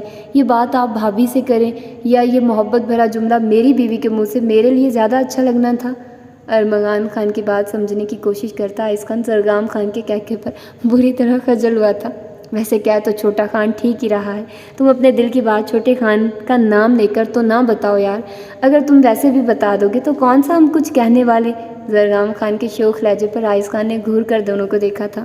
ہاں نا لالا، جیسے ابھی آپ کے آنے سے پہلے زرگام لالا نے مجھے حویلی سے باہر رہنے کی وجہ بتائی، ویسے ہی آپ مجھے اپنے آنے کی وجہ بتا سکتے ہیں۔ میں کسی کو نہیں بتاؤں گا، ارمغان خان نے چہرے پر معصومیت لیے ہیزل انی آنکھوں کو پٹ پٹاتے ہوئے کہا تو آئس خان نے گھور کر اسے دیکھا تھا، جبکہ زرگام خان نے گڑبڑا کر چہرے کا رخ بدلا تھا۔ تم باتیں بعد میں کر لینا، کھانا تیار ہو گیا ہوگا، آؤ پہلے کچھ کھا لیں۔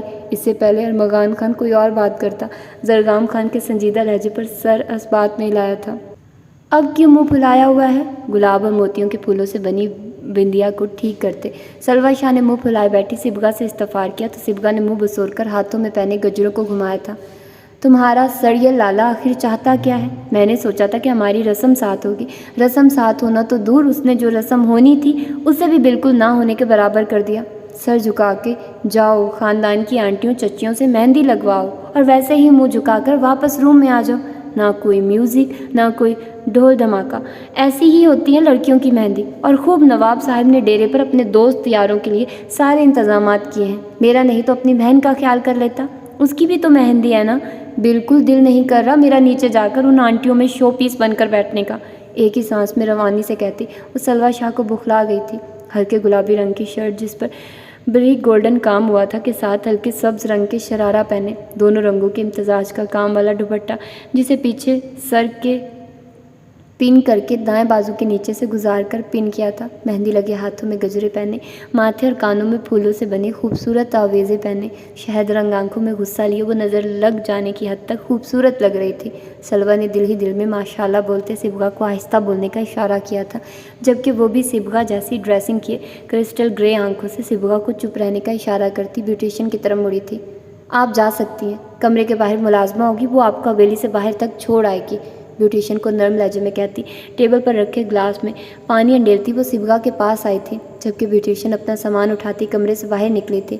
اور خود کے بارے میں کیا خیال ہے؟ تم تو رسم بھی نہیں کرنا چاہتی تھی، اتنی منتیں کرنے کے بعد پھپھو تمہیں لائی ہیں، اور مہندی کے لیے تو وہ رونے والی ہو گئی، تب جا کر تمہیں ان پر اور ہم سب پر ترس آیا۔ صرف لالا نہیں، تم بھی ان جیسی سڑیلی ہو، اور اب زیادہ منہ پھلانے کی ضرورت نہیں، جیسی بھی رسم ہو رہی ہے نیچے چلو، ہر چیز کا تو انتظام کیا ہے، صرف میوزک نہیں ہے، باقی کس چیز کی کمی ہے؟ اتنا ہلا گلا تو لڑکیاں ویسے بھی کر لیتی ہیں، تم بس نیچے چلو، یقین کرو نہیں ہوگی بور، عقیدت اور حوریہ بھی آئیں گی مہندی لے کر، ان کے ساتھ بھی تو وہاں سے لڑکیاں آئیں گی نا، صبغہ شاہ کو سمجھانے والے انداز میں کہتے پانی کا گلاس تھمایا تو صبغہ نے منہ بسور کر گلاس لبوں کو لگایا تھا، جبکہ صبغہ کے مان جانے پر سلوا نے دل ہی دل میں شکر ادا کیا تھا۔ تبھی سمرین اور ندا بیگم دروازہ کھولتی اندر داخل ہوئی تھی۔ ماشاءاللہ میری بیٹیاں تو بہت پیاری لگ رہی ہیں، سمرین شاہ کے محبت بھرے لہجے پر صبغہ مسکرا کر ان کے گلے لگی تھی، جبکہ ندا بیگم نے سلوا کو گلے لگاتے سر پر پیار کیا تھا۔ دونوں تیار ہو تو میں لڑکیوں کو بھیجتی ہوں، پھر آ جانا ان کے ساتھ نیچے۔ سمرین شاہ کے کہنے پر سلوا نے سر اس بات میں ہلایا تھا۔ حلیمہ چچی کہاں ہیں؟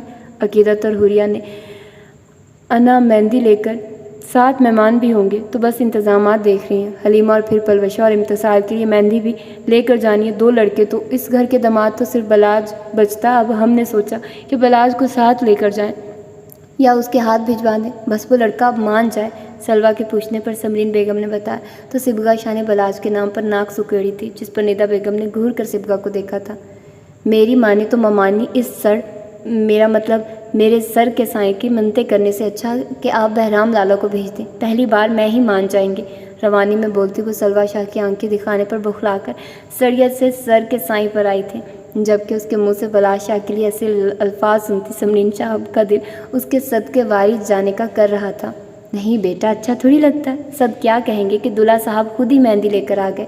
ندا بیگم نے صبغہ کو آنکھیں دکھاتے ہوئے دانت کچکچا کر کہا تو صبغہ نے ناک سے مکھی اڑانے والے انداز میں ہوا میں ہاتھ لہرایا تھا۔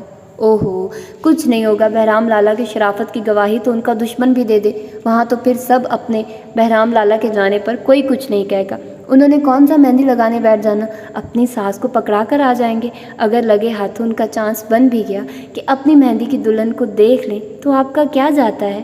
سوگا کی پھراٹے بھرتی زبان کو دیکھتے ندا بیگم کا بس نہیں چل رہا تھا کہ وہ اپنا جوتا اتار لے، جبکہ سمرین شاہ پرسوچ نظروں سے سوچتی سر اس بات میں لاتی ندا بیگم کی جانب متوجہ ہوئی تھی۔ ویسے ٹھیک ہی کہہ رہی سبگا، بہرام نے کون سا اندر پکڑانے جانا ہے مہندی، ساتھ ہمارے ہاں سے بھی تو لڑکیاں جائیں گی نا، وہ لے جائیں گی مہندی حویلی کے اندر۔ بہرام کے جانے سے یہ تو ہوگا کہ گھر سے تو کوئی آیا، اور ساتھ ایسا کریں گے کہ حلیمہ یا میں چلی جاؤں گی، باقی حویلی کے انتظامات آپ یا اگر میں رک گئی ہم دیکھ لیں گے۔ سمرین بیگم کے کہنے پر ندا بیگم نے سمجھنے کے انداز میں سر ہلایا تھا۔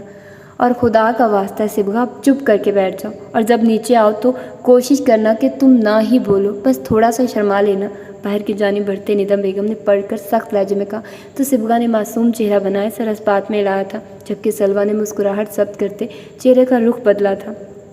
ویسے کہنا تو نہیں چاہیے، لیکن پھر بھی بات تو سارے خاندان کی عزت کی ہے نا۔ چلو زرگام سردار تھا، بچپن کا نکاح ہوا تھا، نہیں بنتا تھا کہ اپنی عزت کو چھوڑ دیتا، چاہے خون بہا کر بھی لاتا، ہم اف نہ کرتے۔ لیکن یہ کیا بات ہوئی کہ اب ہمارے گھر کی بیٹیاں دشمن کے ہاں بہانے لگا ہے؟ میں نے تو سنا مقدس بھی نہیں راضی، پتہ نہیں کیا جادو چلایا ان دشمنوں کی بیٹی نے کہ اس قدر پاگل ہو چلا کہ یہ تک بھول گیا کہ اس کے باپ کے ساتھ چچا کے بھی قاتل۔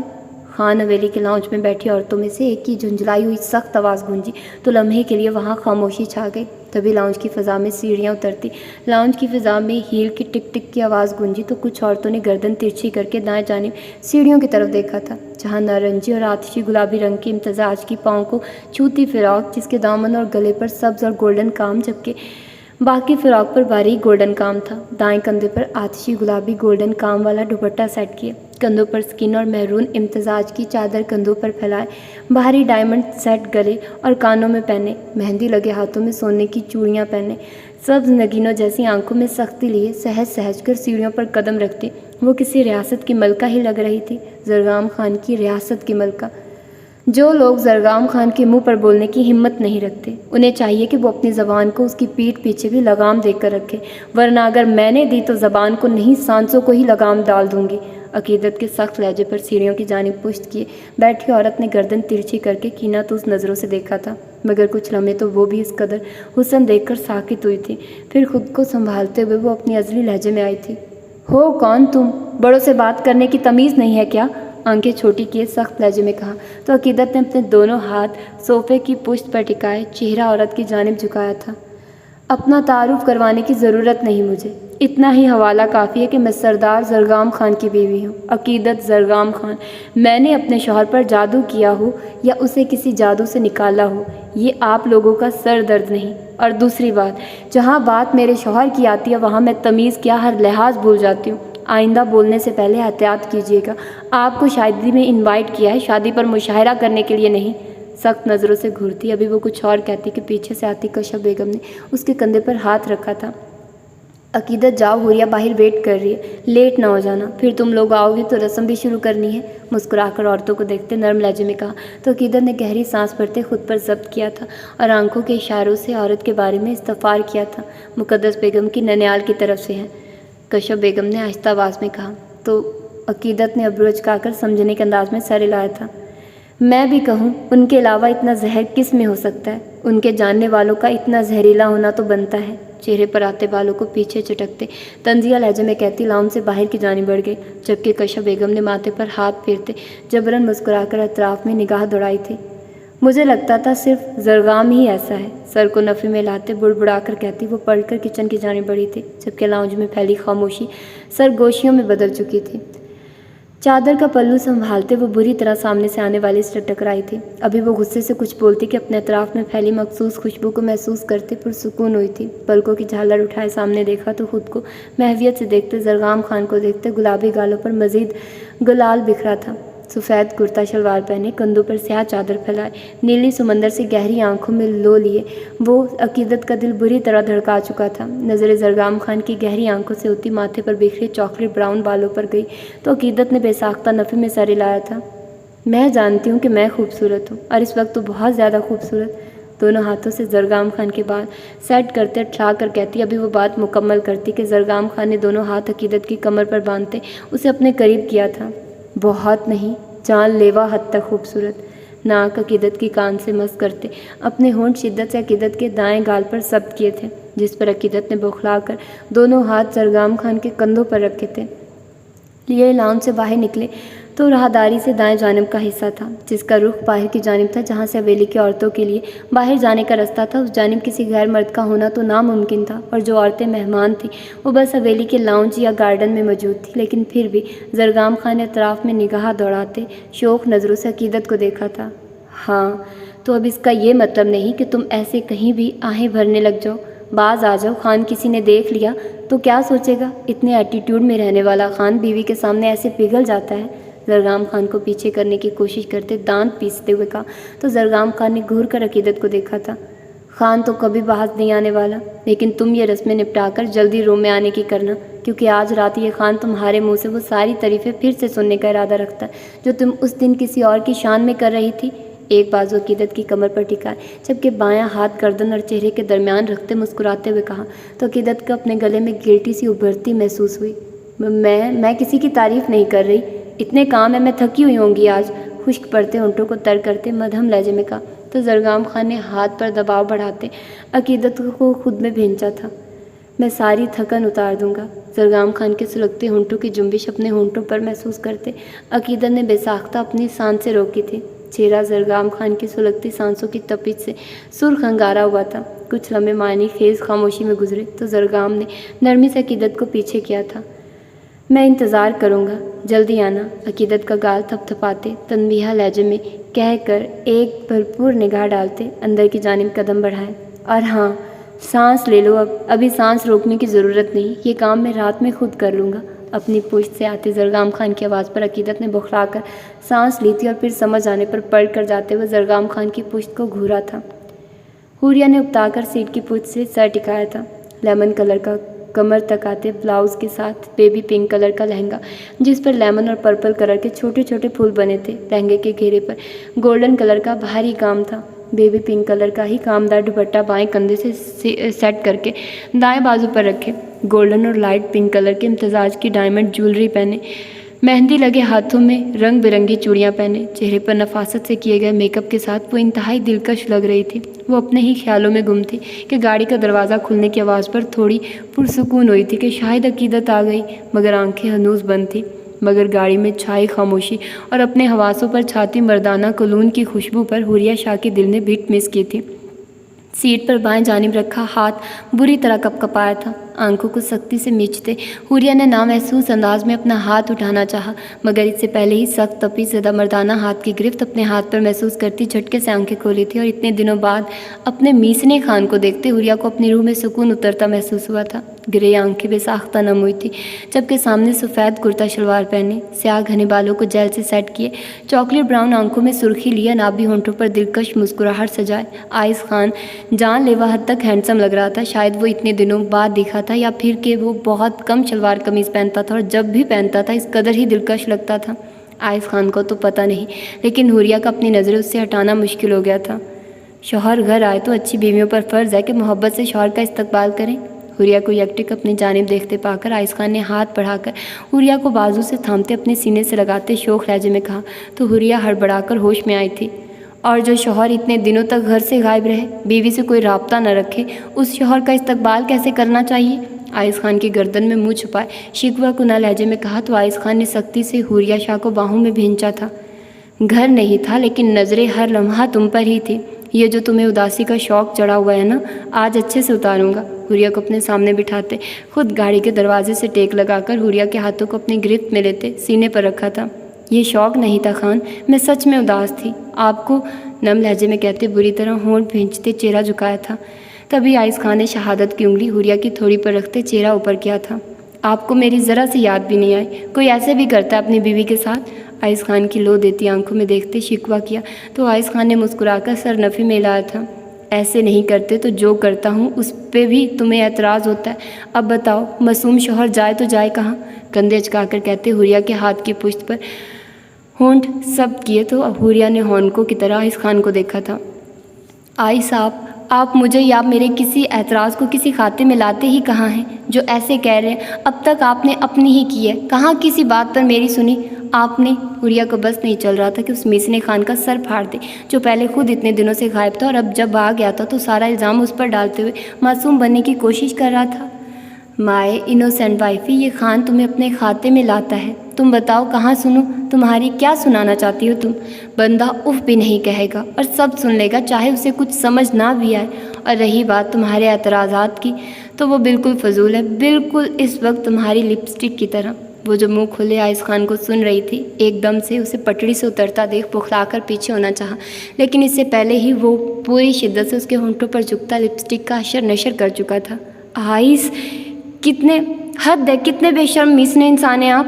مٹھیاں بھینچے دبے دبے لہجے میں چلا کر کہا تو اپنے ہونٹوں پر انگوٹھوں کی پوچھ پھیرتے آئس خان نے حوریہ کے تپے تپے چہرے کو دیکھتے آنکھ دبائی تھی، جس پر حوریہ نے صبر کے گھونٹ بھرتے اپنے کلچ سے ٹیشو نکالتے بکھری ہوئی لپسٹک کو صاف کرنے کی کوشش کی تھی۔ ادھر کرو، میں ہیلپ کر دوں؟ ہون کا کنارہ دانتوں تلے دباتے شوق نظروں سے دیکھتے ہوئے کہا تو حوریہ نے گھور کر آئس خان کو دیکھا تھا۔ مجھے بالکل ضرورت نہیں آپ کے اس احسان کی۔ ٹھیک ہے، یہ والا احسان مجھے کرنا پسند نہیں، لیکن جو پہلے کیا وہ میرا فیوریٹ ہے، اور وہ احسان میں ساری عمر کرنے کا ارادہ رکھتا ہوں۔ تم بھی کیا یاد کرو گی وائفی کہ کیسا آدمی شوہر ملا ہے؟ حوریہ کو جھٹکے سے اپنی جانب کھینچتے مسکرا کر کہتے، ہاتھ میں تھامے سیاہ کٹر کے دانے سے بھی چھوٹی چپ کو ہاتھ بڑھا کر سیٹ اور دروازے کے درمیان والی جگہ پر لگایا تھا، جبکہ اپنی باہوں میں مزاحمت کرتی حوریہ کو زور سے بھینچتے وہ پیچھے ہوا تھا۔ ایک بھرپور نگاہ حوریہ کے دل کے سراپے پر ڈالتے وہ گاڑی سے باہر نکلا تھا، جس پر کچھ لمحے پہلے شوق مسکراہٹ تھی، وہیں چرپ چٹانوں سے سختی لیے ہوئے تھا۔ فائن، آل ڈن کا میسج کرتے موبائل جیب میں رکھتے لمبے لمبے ڈنگ بھرتا وہاں سے نکلتا چلا گیا۔ بہت پیاری لگ رہی ہو تم دونوں، عقیدت نے سلویٰ کے سر سے پیسے وارتے ہوئے کہا تو حوریہ نے مسکرا کر صبغہ کے ہاتھ پر رکھے پتے پر مہندی لگائی تھی۔ تم لوگوں کو مہندی رات میں لگوانی چاہیے تھی، اب اگر یہ خراب ہو گئی تو؟ پتے پر لگی مہندی کی طرف اشارہ کرتے ہوئے حوریہ نے کہا تو صبغہ نے گھور کر اسے دیکھا تھا۔ تم انسانوں کی طرح لگاؤ گی تو نہیں خراب ہوگی؟ میں انسانوں کی طرح ہی لگواؤں گی، مگر تم اگر انسانوں کی طرح بیٹھ جاؤ تب نہ۔ صبغہ کے جواب پر حوریہ نے نفی میں سر ہلاتے ہوئے کہا تو صبغہ نے ناک سکیڑ کر عقیدت کو دیکھا تھا۔ اس چھوٹی چونٹی کے بھی پر نکل آئے ہیں، حوریہ کی جانب اشارہ کرتے ہوئے کہتے کہکا لگایا تو حوریہ نے گھور کر صبغہ کو دیکھا تھا۔ اور تمہارے جو پر نکلے ہوئے ہیں نا، میرے لالا ہی باندھیں گے انہیں، کاٹیں گے نہیں، اگر کٹ گئے تو سوچو کیسی لگو گی، پر کٹی کبوتری، پر کٹی صبغہ۔ سلویٰ شاہ کے کہنے پر عقیدت اور حوریہ کا کہکا بے ساختہ تھا، جبکہ صبغہ نے سرخ پڑتے چہرے سے ان تینوں کو گھورا تھا۔ تمہارے لالا کو اپنی انگلی کے اشاروں پر نام چلایا تو میرا نام بھی صبغہ بلا شاہ نہیں، اور میری فکر چھوڑو اپنی کرو، کیونکہ تمہارا ہونے والا شوہر صرف خان نہیں، چھوٹا خان ہے۔ شوہر خان ہو تو بیوی پھر بھی حوصلہ کر کے زبان کھول لیتی ہوگی، لیکن اگر چھوٹا خان ہو تو بیوی کا چپ رہنا ہی بہتر ہے، کیونکہ اپنے آگے وہ کسی کی سنتا ہے۔ ویسے بھی مجھے شاہ سارے سڑیل اور ان رومانٹک لگتے ہیں، اور خان سر پھرے، باقی وہ ان کی بیویوں کو پتہ ہو کہ وہ کیسے ہیں، رومانٹک یا ان رومانٹک۔ مٹھائی کا ٹکڑا اپنے منہ میں ڈالتے کندھے اچکا کر کہا تو ارمغان خان کا سوچتے سلویٰ نے اپنے خشک پڑتے حلق کو تر کیا تھا، ابھی تو نہ جانے اس خان نے کس کس بات کا غصہ نکالنا تھا۔ ایک غلطی کم تھی جو وہ انجانے میں ایک اور کر چکی تھی، جبکہ حوریہ نے تلملا کر اور عقیدت نے گھور کر صبغہ کو دیکھا تھا۔ تم دونوں نند بھابھی والی لڑائی بعد میں کر لینا، اور پہلے ڈانس کرتے ہیں۔ سامنے لڑکیوں کو ڈھولکی رکھتے اور ایک دائرے میں بیٹھتے دیکھ عقیدت نے اٹھتے ہوئے کہا تو صبغہ شاہ سر اسپات میں لاتی جھٹکے سے اٹھی تھی، جس پر حوریہ اور سامنے سے آتی ندا بیگم نے بے ساختہ نفی میں سر ہلایا تھا۔ تم دونوں کا ہو گیا ہو تو ڈیرے پر پہنچ جاؤ، وہاں مہمان تم لوگوں کی مہندی کی رسم کے لیے آئے ہیں، ایک دوسرے کی شکلیں دیکھنے نہیں۔ بہرام شاہ نے کمرے میں قدم رکھتے ڈریسنگ مرر کے سامنے ہدایق اور بلاشا کو کھڑے دیکھتے سخت لہجے میں کہا تو ہدایق نے آئینے میں نظر آتے بلاشا کے عکس کو دیکھتے آنکھیں گھمائی تھی۔ خود شاہ صاحب سسرال جانے کی خوشی میں ٹائم سے پہلے تیار ہو چکے ہیں، اس لیے اب ہم پہ بلا وجہ حکم چلانے آ گئے ہیں۔ سفید کرتے پہ پہنی نیوی بلو باسکٹ کے بٹن بند کرتے ہوئے ہدایق شاہ نے طنزیہ لہجے میں کہا تو بلاش شاہ نے دونوں پر خاموش نگاہ ڈالتے برش اٹھا کر بالوں کو سیٹ کیا تھا۔ شاہ صاحب اگر سسرال جا بھی رہے ہیں تو گھر والوں کی اجازت سے، تم دونوں کی طرح بنا بتائے چھپ چھپا کر تو نہیں جاتا نا؟ ہدایق اور بلاج کو کندھوں سے تھام کر تھوڑا سائڈ پر کھسکاتے آئینے کے سامنے کھڑے ہوتے اپنے کرتے کا کالر ٹھیک کرتے چڑھانے والے انداز میں کہا تو ہدایق نے نفی میں سر ہلایا تھا، جبکہ بلاج شاہ نے سفید کرتے پہ ڈارک بلو ویسٹ کوٹ کے ساتھ کے بند بٹنوں کو جائزہ لیتی نگاہوں سے دیکھتے نفی میں سر ہلاتے انہیں کھولا تھا۔ بہرام شاہ نے بالوں کو سیٹ کرتے اپنے کرتے کے بازوؤں کو کونیوں تک فولڈ کرتے ڈارک براؤن ویسٹ کوٹ پر پرفیوم چھڑکایا تھا۔ آپ دونوں بھائی اپنی لڑائی میں مجھے مت گھسیٹیں، کیونکہ بلاج شاہ نہ کسی کے حکم کا محتاج ہے، نہ کسی کے باپ سے ڈرتا ہے جو اپنی بیوی یا اپنے سسرال جانے کے لیے چور راستے ڈھونڈتا پھرے۔ جیب سے موبائل نکالتے آئینے میں نظر آتے تینوں کے عکس کو دیکھتے پکچر کلک کرتے وہ پیچھے ہوا تو ہدایق نے ابرو اچکا کر نیلی آنکھیں سے داد لیے بلاج شاہ کو دیکھا تھا۔ ہاں بھائی، آپ کا تو الگ ہی لیول ہے اور ہم ابھی اس لیول تک نہیں پہنچے نا۔ بہرام کو بازو سے پیچھے کرتے بلاج شاہ کے کندھے پر ہاتھ رکھتے ہوئے کہا تو بلاج کی نظریں اپنے کندھے سے ہوتی ہدایق شاہ کی مسکراتی آنکھوں پر گئی تو ابرو اچکا کر سیاہ گہری آنکھوں سے ہدایق شاہ کو ایسے دیکھا جیسے کہنا چاہ رہا ہو اصل بات پر آئیے۔ ڈٹھائی مائی لٹل برو، ڈٹھائی کے اس لیول پر نہیں پہنچے نا ہم جس پر آپ جناب ہیں۔ ہدایق شاہ کی بات پر بہرام شاہ نے بلاج کے سرخ پڑتے چہرے کو دیکھتے بامشکل اپنی مسکراہٹ چھپائی تھی۔ ڈٹھائی کے لیول پر پہنچنے سے بہتر آپ نے اپنے سالے سے چھپ کر چوروں کی طرح جانے والے لیول کے آپشن کو بہتر سمجھا۔ ہدایق شاہ کی دکھتی رگ پر ہاتھ رکھا تو ہدایق نے گھور کر بلاج کو دیکھا تھا۔ اگر تم دونوں نے نظروں کے وار سے ایک دوسرے کو ہرا دیا ہو تو اب انسانوں کی طرح ڈیرے پر پہنچو، وہاں جا کر صرف اسٹیج پر منہ پھلا کر نہیں بیٹھ جانا، میرے آنے تک انتظامات بھی دیکھ لینا، باقی میں خود آ کر دیکھ لوں گا۔ دونوں کے کندھوں پر ہاتھ رکھ کر پیچھے کرتے تنبیہہ لہجے میں کہا تو دونوں نے سمجھنے کے انداز میں سر اس بات میں لایا تھا۔ اب ایسے بھی مت دیکھو مجھے، پتہ ہے کہ بہت پیارا لگ رہا ہوں، بلاج شاہ کو دیکھتے چھیڑنے والے انداز میں کہا تو بلاج نے گہری سانس لیتے ہدایق شاہ کو دیکھا تھا۔ مجھے نہیں پتا تھا کہ ڈاکٹرز کو اپنی شادی کی اتنی خوشی ہوتی ہے کہ خوشی خوشی میں وہ اپنا مانسک سلطنت کھو بیٹھتے ہیں۔ بلاج شاہ کے نفی میں سر ہلا کر کہنے پر بہرام شاہ کا کہکا گونجا تو ہدایق نے گھور کر دونوں کو دیکھا تھا۔ اور مجھے بھی نہیں پتا تھا کہ شادی سے انکار کرنے والے بلاج شاہ کو شادی کی اب اتنی خوشی ہے کہ اپنی تیاری اور حویلی کے سب انتظامات چھوڑ کر وہ مہندی کے دن اپنی بیوی کو منانے گیا ہوا تھا۔ ہدایق شاہ کے کہکا لگا کر کہنے پر بہرام شاہ نے کا کہکا بے ساختہ تھا۔ لالا ناؤ ویٹ اینڈ واچ، اب اس بات کا بدلہ نہ لیا نا تو میرا نام بھی بلاج شاہ نہیں۔ بلاج شاہ کے تلملا کر کہنے پر ہدایق شاہ نے بامشکل اپنی ہنسی ضبط کرتے اسے گلے لگایا تھا، جس پر بلاج شاہ نے منہ بسورتے پیچھے کرنا چاہا، مگر اس سے پہلے ہی بہرام شاہ دونوں کو بازوؤں میں دبوچ چکا تھا۔ چلو اپنی اپنی ماؤں کے شیرو، منا لو اپنی آزادی کے آخری دن کو، کل سے تو بیویوں کے مرید ہی بننا ہے۔ کہہ تو ایسے رہیں جیسے آپ کی والی نے آپ کو بخش دینا ہے۔ بلاج شاہ نے قدم باہر کی جانب بڑھاتے بہرام شاہ کی بات کا جواب دیا تو ہدایق شاہ نے نفی میں سر ہلایا تھا۔ تم لوگوں نے اپنی پسٹلز، ابھی بہرام شاہ اپنی بات مکمل کرتا کہ بلاج شاہ نے پڑھتے کمر سے اٹھایا تو وہاں بندی پسٹل دیکھ بہرام شاہ نے سر اس بات میں لایا تھا، جبکہ ہدایق شاہ نے بھی سر اس بات میں لاتے قدم باہر کی جانب بڑھائے تھے۔ یہ سب آج بھی تو ہو سکتا ہے نا، سب انتظامات تو مکمل ہے، پھر کیوں کل یا پرسوں پر کام کو ڈالنا؟ بادام گل کی فون سے گونجتی جھنجھلائی ہوئی بات پر مقدس بیگم نے کوفت سے فون کو دیکھا تھا۔ نام تمہارا بادام گل ہے اور عقل نام کی کوئی چیز نہیں تم میں چاہتی ہوں کہ وہ الگ الگ نہیں، ایک ہی جگہ ایک دوسرے کو تڑپتے ہوئے دیکھ کر مرے، یا پھر ان کے مرنے سے پہلے ان کے درمیان ایسی غلط فہمی پیدا کر دوں کہ کوئی چاہ کر بھی کسی دوسرے کو بچانے کی کوشش نہ کرے، اور یہ صرف کل یا ولیمہ والے دن ہی ممکن ہے۔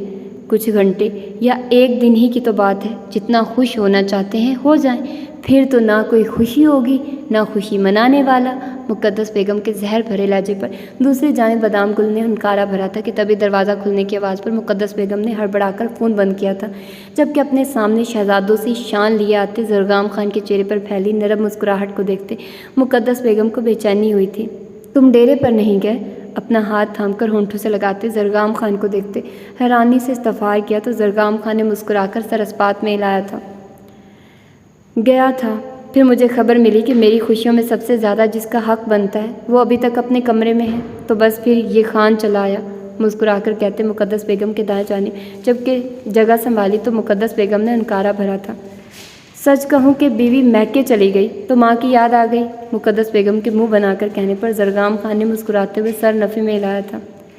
سچ تو ہے کہ میکے چلی گئی، اور آپ جانتی ہیں ماں، وہ جب مجھ سے دور جاتی ہے تو مجھے لگتا ہے میرے وجود کا کوئی حصہ اپنے ساتھ لے گئی ہو۔ اس سے دور ہو کر سکون نہیں آتا۔ لیکن سچ تو یہ بھی ہے کہ ماں تو ماں ہوتی ہے، ماں کی جگہ تو کوئی نہیں لے سکتا۔ اس بات سے ہم چاہے انکار کریں یا اقرار، لیکن اس حقیقت کو جھٹلا نہیں سکتے۔ نرم لہجے سے مقدس بیگم کو دیکھتے سر ان کے کندھے سے ٹکایا تھا۔ خیر میری چھوڑیے، یہ بتائیے آپ کو مجھ سے کتنی محبت ہے، یا کب ہوئی تھی؟ جب میں دنیا میں آ گیا تھا یا آنے والا تھا؟ زرگام خان کے سوال پر مقدس بیگم ساکت ہوئی تھی۔ گردن ترچھی کر کے اپنے کندھے پر دھرے زرگام خان کے سر کو دیکھا تھا اور پھر ذہن میں زرگام خان کے سوال کو دہرایا تھا۔ کب محبت ہوئی تھی، یا محبت تھی ہی کب؟ دل بری طرح بے چین ہوا تھا، اپنے اندر ایک عجیب سا سناٹا محسوس ہوا تھا۔ اچھا چھوڑیے، ماں کو تو اپنی اولاد سے محبت ہوتی ہی ہے، کیا فضول سوال پوچھ رہا ہوں؟ آپ یہ بتائیے کہ آپ اب بھی خوش نہیں؟ میری خوشی میں بھی خوش نہیں؟ میں یقین دلاتا ہوں ماں، عقیدت سے آپ کو کبھی کوئی تکلیف نہیں پہنچے گی۔ وہ پلٹ کر آپ کی کسی بات کا جواب بھی نہیں دے گی۔ آپ جیسا چاہیں گی میں اسے ویسا کرنے کا کہہ دوں گا، وہ مان جائے گی۔ وہ تھوڑی جذباتی ہے، بالکل آپ کے بیٹے جیسی، لیکن دل کی بہت اچھی ہے۔ مقدس بیگم کی طرف سے کوئی جواب نہ پا کر بات جاری کی تو مقدس بیگم نے خاموش نظروں سے زرگام خان کو دیکھا تھا۔ اگر وہ غور کرتی تو زرگام خان کے لہجے میں گھلی نمی کو بآسانی محسوس کر سکتی تھی۔ اگر وہ غور کرتی تو خوش ہوں میں، اور آ رہی ہوں رسم میں، تم چلو جا کر ڈیرے پر اپنے کام سنبھالو۔ زرگام خان کو کندھے پر ہاتھ رکھتے سنجیدہ لہجے میں کہا تو زرگام خان نے مسکرا کر سر اس بات میں ہلایا تھا۔ میں نے عقیدت سے پہلے آپ سے محبت کی ہے ماں، سب سے زیادہ۔ کھوئی کھوئی لہجے میں کہتا وہ جھٹکے سے اٹھتا وہاں سے نکلتا چلا گیا تھا، جبکہ مقدس بیگم نے اپنے کندھے پر نمی محسوس کرتے حیرت سے چھو کر دیکھا تھا۔ زندگی میں پہلی دفعہ دل اس قدر بے چین ہو کر دھڑکا تھا کہ مقدس بیگم کو خوف محسوس ہونے لگا تھا۔ نظریں اپنے کپ کپاتے ہاتھوں پر گئی تو کانوں میں زرگام خان کے الفاظ گونجنے لگے تھے۔ خیر میری چھوڑیے، یہ بتائیے آپ کو مجھ سے کتنی محبت ہے، یا کب ہوئی تھی؟ جب میں دنیا میں آ گیا تھا یا آنے والا تھا؟ اچھا چھوڑیے، ماں کو تو اپنی اولاد سے محبت ہوتی ہی ہے، کیا فضول سوال پوچھ رہا ہوں؟ آپ یہ بتائیے کہ آپ اب بھی خوش نہیں؟ میری خوشی میں بھی خوش نہیں؟ تو یہ تھی آج کی ایپیسوڈ، اور پہلے میرا ارادہ تھا کہ جتنا میرے پاس PDF ہے میں وہ دے دوں، لیکن وہ 28 منٹ کا بنا تھا تو اس کو میں نے وہیں پر کلوز کر دیا تھا۔ لیکن پھر میں نے فیس بک سے باقی والی ایپیسوڈز نکالی اور آپ لوگوں کے گوش گزار پیش کر دی ہیں۔ ہوپ سو کہ آپ لوگوں کو یہ ایپیسوڈ پسند آئی ہوگی، اور میں اب بہت زیادہ تھک چکی ہوں اور میرا ارادہ ہے کہ میں ایپیسوڈ کو ختم کر دوں۔ تو اپنا فیڈ بیک مجھے دیجیے گا اور بتائے گا کہ آپ لوگوں کو یہ ایپیسوڈ کیسی لگی۔ ملتے ہیں انشاءاللہ اس کی اگلی ایپیسوڈ میں۔ ٹل دین اللہ حافظ۔